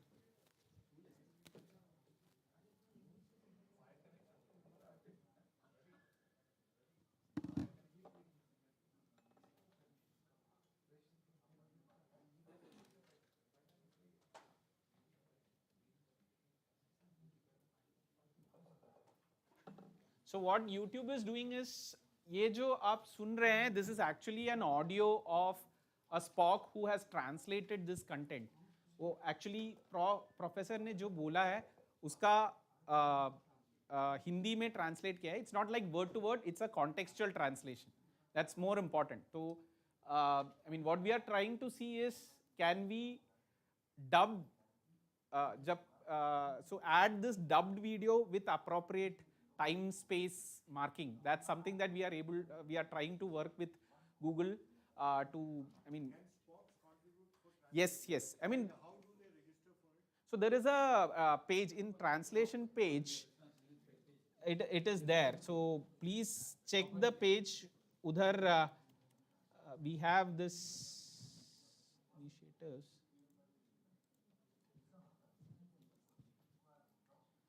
So subtitles and audio. Yeah, you can fill the form. Form is there, you can select the course. And see, one important thing is we may not have local language experts across all. So this is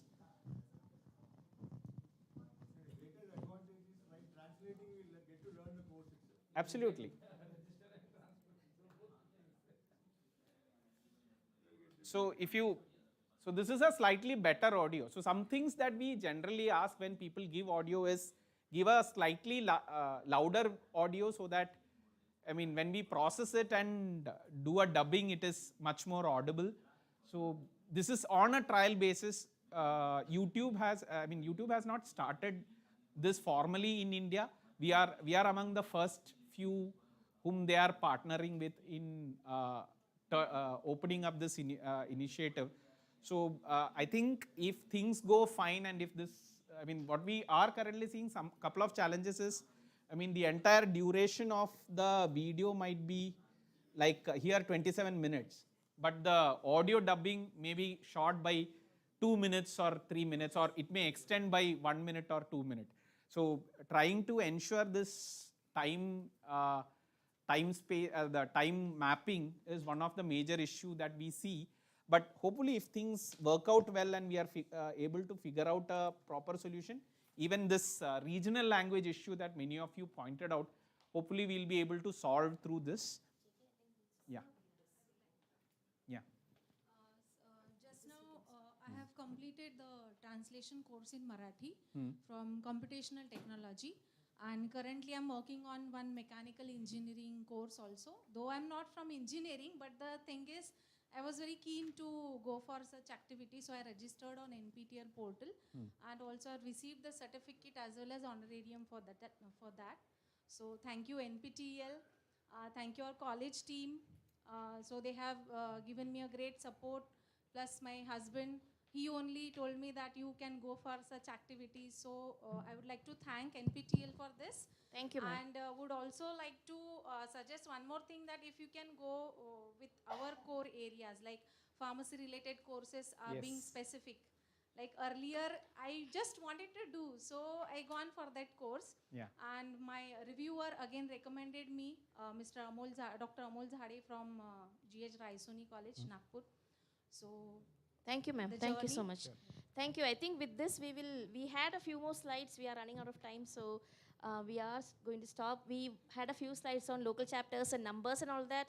Goes without saying, I mean, the hall is full. So that speaks for itself. So we are not going to get into numbers today.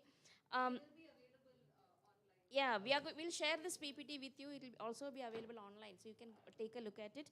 So next, I want to now I'll hand over the mic. Hey, thank you so much for all of your responses to the quiz. So I will just not take a minute, and I will just we have 3 winners for the quiz actually, which we have taken. So the name of the winners are Nilesh Sabnis. I request you to please come on the stage so that we can give you the award. Second one is Kalyani Sengar, and third one is Mr. Rajnikant from Amit University. I request all 3 participants. Yeah, thank you.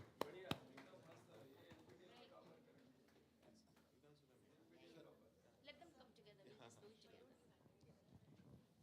Please come, sir. Okay, one more person is coming. Yeah.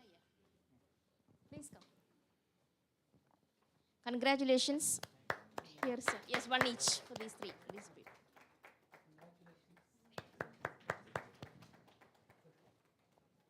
hand it to them.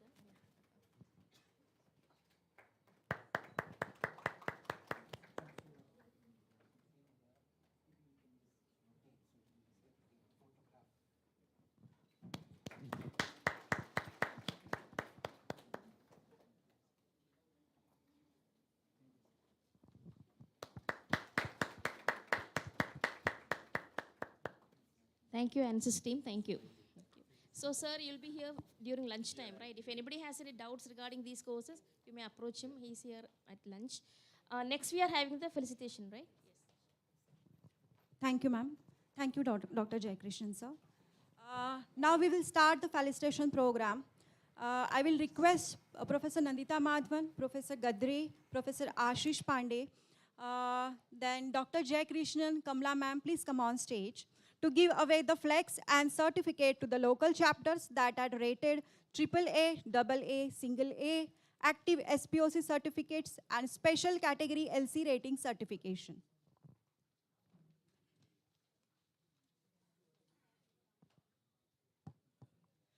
First, I would like to call upon Professor Mahesh Sindhikar, College of Engineering, Maharashtra, Pune.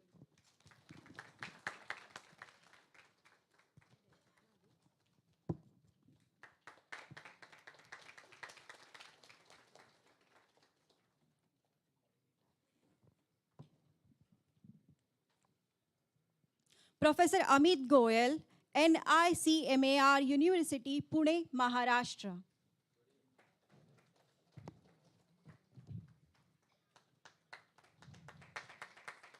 Professor Achamma Thomas, GH Raisoni College of Engineering, Nagpur, Maharashtra.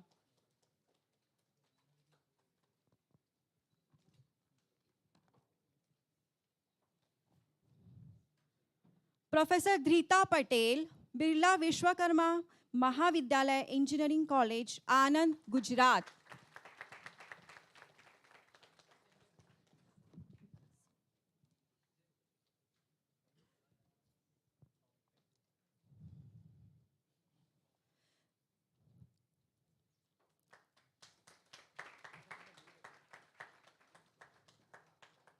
This is a special category certification. Tulsi Ramji Gaikwad Patil College of Engineering and Technology, Nagpur, Maharashtra.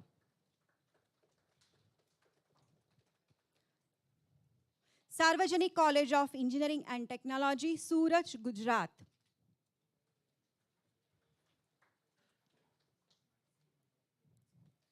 CSMSS, Shahu College of Engineering, Aurangabad, Maharashtra, for having maximum number of domain scholars.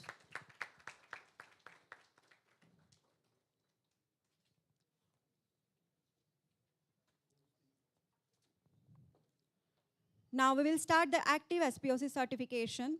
Professor Venkata Somyadha Kolur, GS College of Commerce, Wardha, Maharashtra.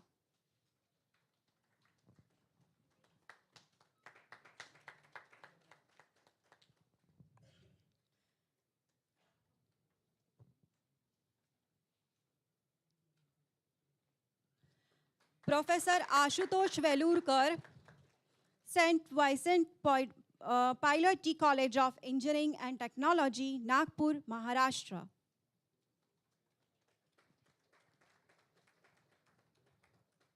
Professor Pratibha Deshmukh, Bharatiya Vidyapeeth Institute of Management and Information Technology, Thane, Maharashtra.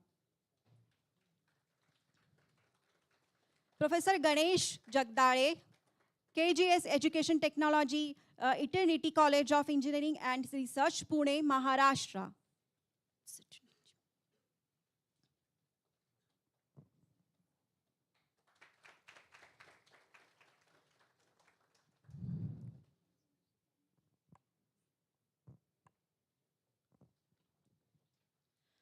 Professor Daksha Chaudhary, Thakur Ramayan College of Arts and Commerce, Mumbai, Maharashtra.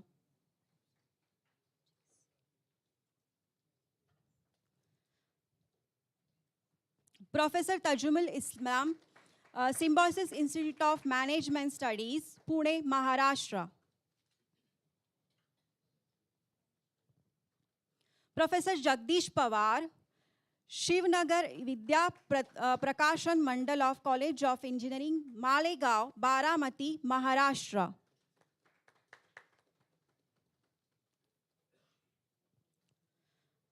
Professor Neelam Lohkre, Ramesh Thakur College of Commerce and Science, Mumbai, Maharashtra.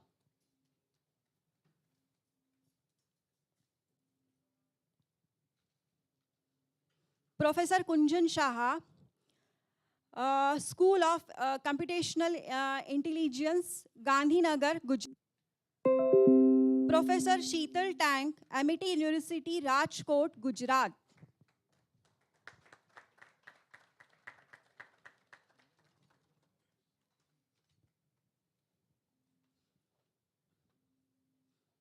Professor Mukul Pandey, Tulsi Ramji Gaikwad, Patil College of Engineering and Technology, Nagpur, Maharashtra.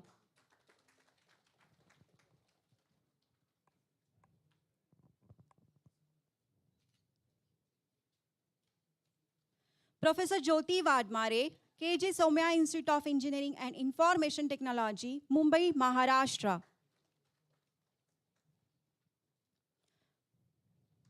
Professor Shayan Devrajan, D.Y. Patil School of Biology and Bioinformatics, Mumbai, Maharashtra.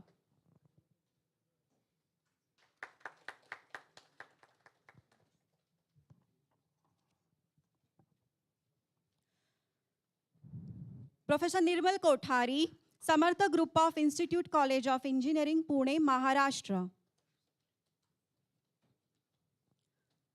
Professor Pujari, Sharada Institute of Technology College of Engineering, Ichalkaranji, Maharashtra.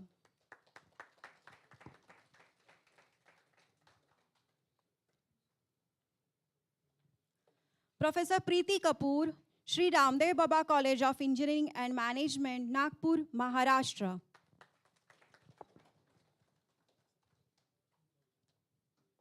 Professor Prashant Manusare, Department of Management Science and Research, J.M. Patel College, Bhandara, Maharashtra.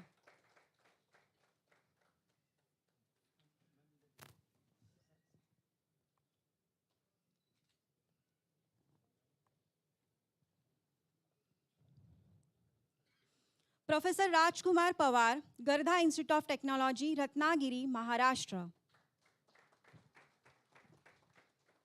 Professor Neeta Nemade, Sri Santa Gadge Baba College of Engineering and Technology, Bhusawal, Maharashtra. Professor Varsha Kanbare, Sri Manishbhai Virani, Navalben Virani Science College, Rajkot, Gujarat.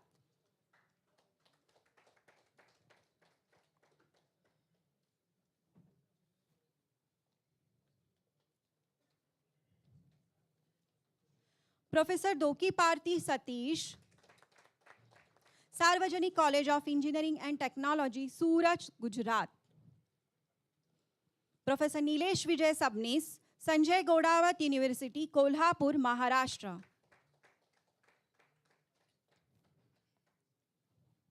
Professor Srisendu Maitra, Thakur Institute of Management Study, Career Development and Research, Mumbai, Maharashtra. Professor Ashfaq Khan, PSGVS Mandals D.N. Patel College of Engineering, Shahada, Nandurbar, Maharashtra.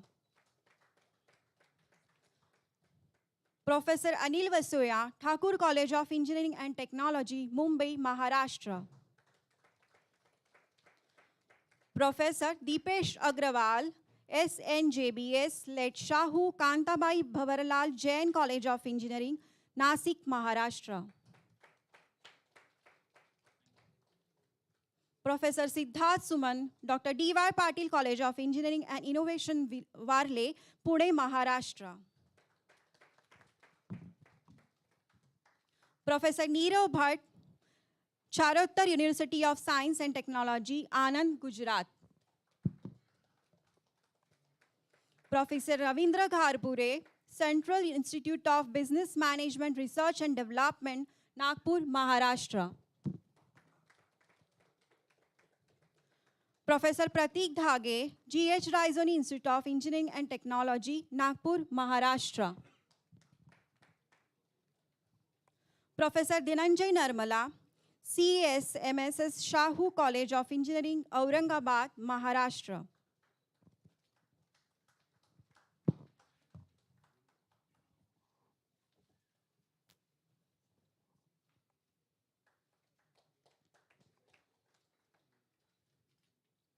Professor Deepika Ajalkar, G.H. Raisoni College of Engineering and Management, Pune, Maharashtra. Professor Ganesh Dangat, Karmavir Bhaurao Patil College of Engineering, Satara, Maharashtra.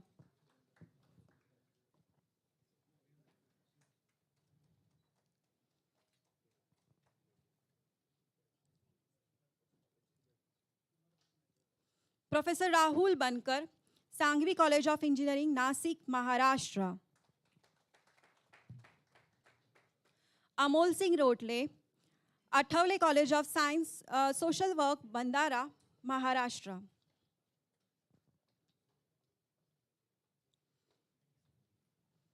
Professor Neelam Lohakare, Ramsai Thakur College of Commerce and Science, Mumbai, Maharashtra. Professor Jagdish Pawar, Shivnagar Vidya Pratishthan Mandal College of Engineering, Malegaon, Baramati, Maharashtra. Professor Mohad of MGMS College of Engineering, Nanded, Maharashtra.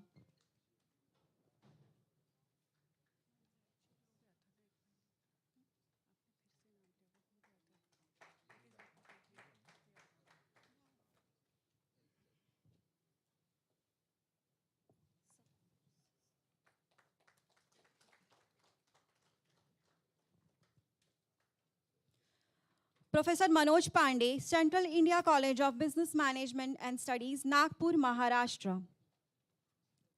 Professor Neha Raut, Kishorbritbai Boher College of Pharmacy, Kampet, Nagpur, Maharashtra. Professor Sejal Gandhi, Dr. D.Y. Patil Institute of Pharmaceutical Science and Research, Pimpri, Pune, Maharashtra.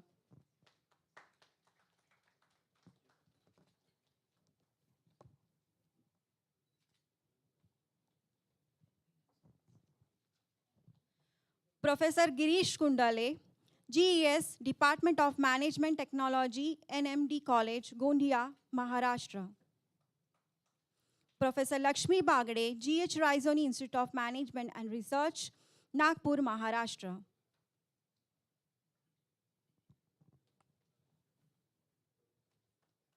Professor Pradeep Chindi, Santa Gajanan Maharaj College of Engineering, Kolhapur, Maharashtra.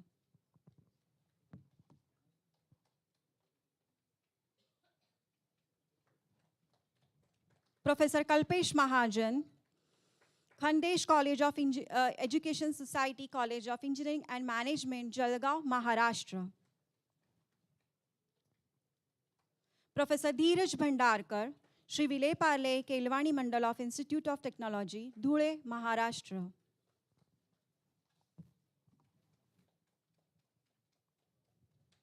Professor Zubair Sheikh, Shreyas College of Engineering and Technology, Aurangabad, Maharashtra. Professor Mahalakshmi Nadar, SAS College of Arts, Science and Commerce, Mumbai, Maharashtra.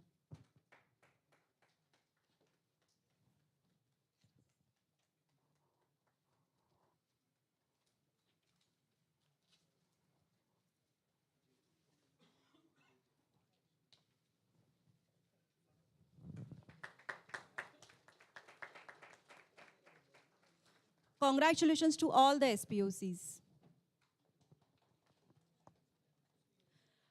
So I request Ms. Bharti Sakpal ma'am to please give the vote of thanks.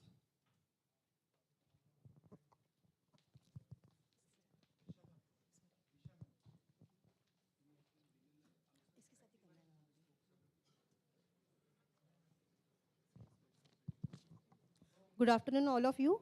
On behalf of NPTEL IIT Bombay team, I take this opportunity to propose vote of thanks to those who have directly and indirectly contributed to this workshop.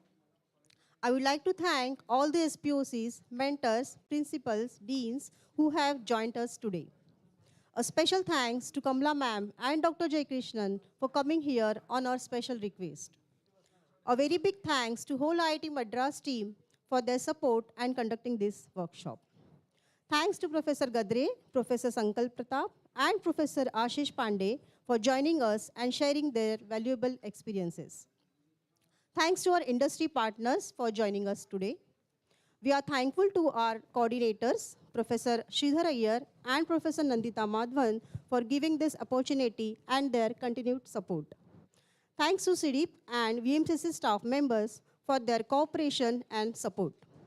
Last but not the least, I would like to recognize NPTEL IIT Bombay team, which is the backbone to success this workshop.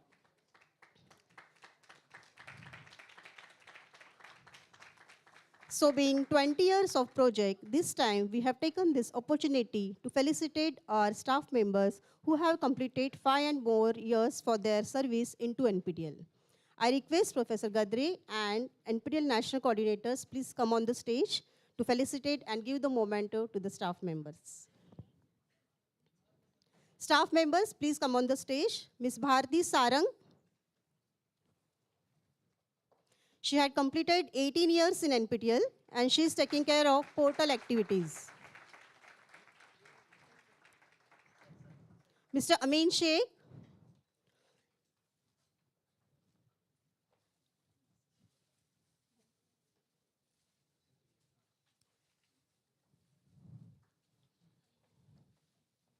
Mr. Amin Sheikh, he had completed 16 years in NPTEL. He looked after the video production activities.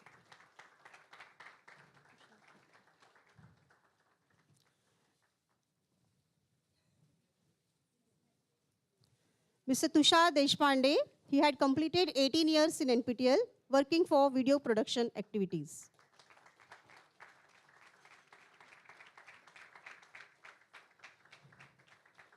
Mr. Vijay Kedare, he had completed 17 years in NPTEL, working for video production activities.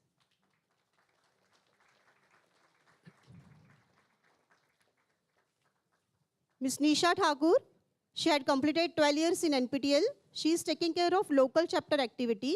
So you might have seen her every Thursday for local chapter open house session.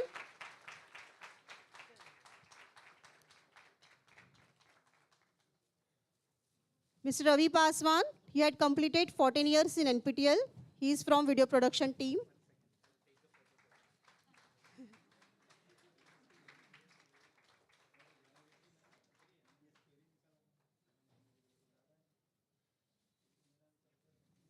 Mr. Vinayak Raut.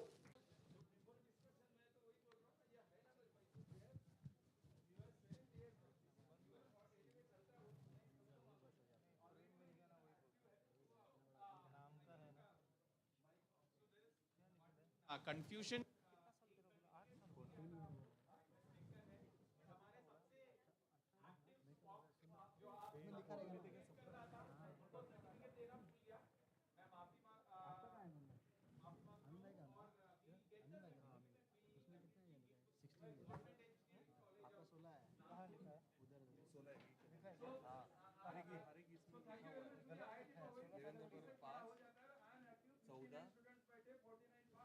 13 के ऊपर active होते हैं, तो मेरा नाम है सब है, गलती से मेरा सर्टिफिकेट नहीं है, शायद मैं ज्यादा बोला इसलिए मुझे सर्टिफिकेट नहीं है, बट एनीवे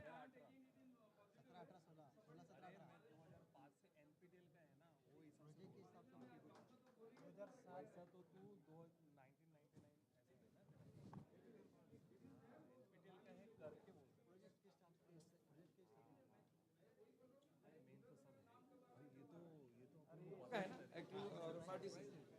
थैंक यू।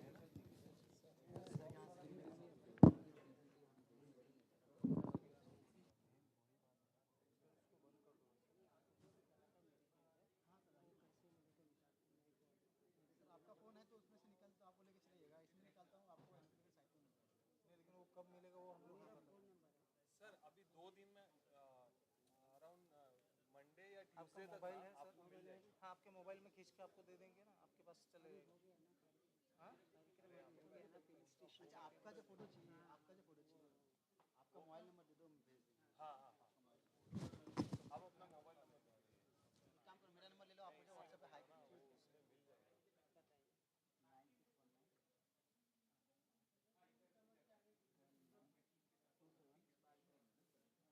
हाँ सर मैक्स मंडे ट्यूसडे तक आ जाएंगे, मंडे ट्यूसडे तक वेबसाइट में आ जाएंगे।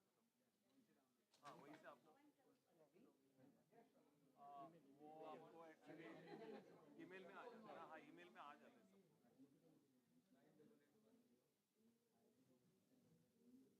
तो व्हाट्सएप पे हाई कर दिए, फोटो करके मैं आपको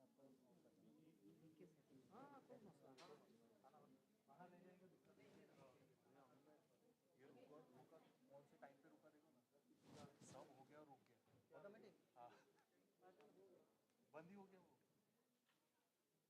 ये क्या करोगे इसको, क्या है सब बंद करो और कुछ नहीं, तू सिर्फ बाहर चले जा ले।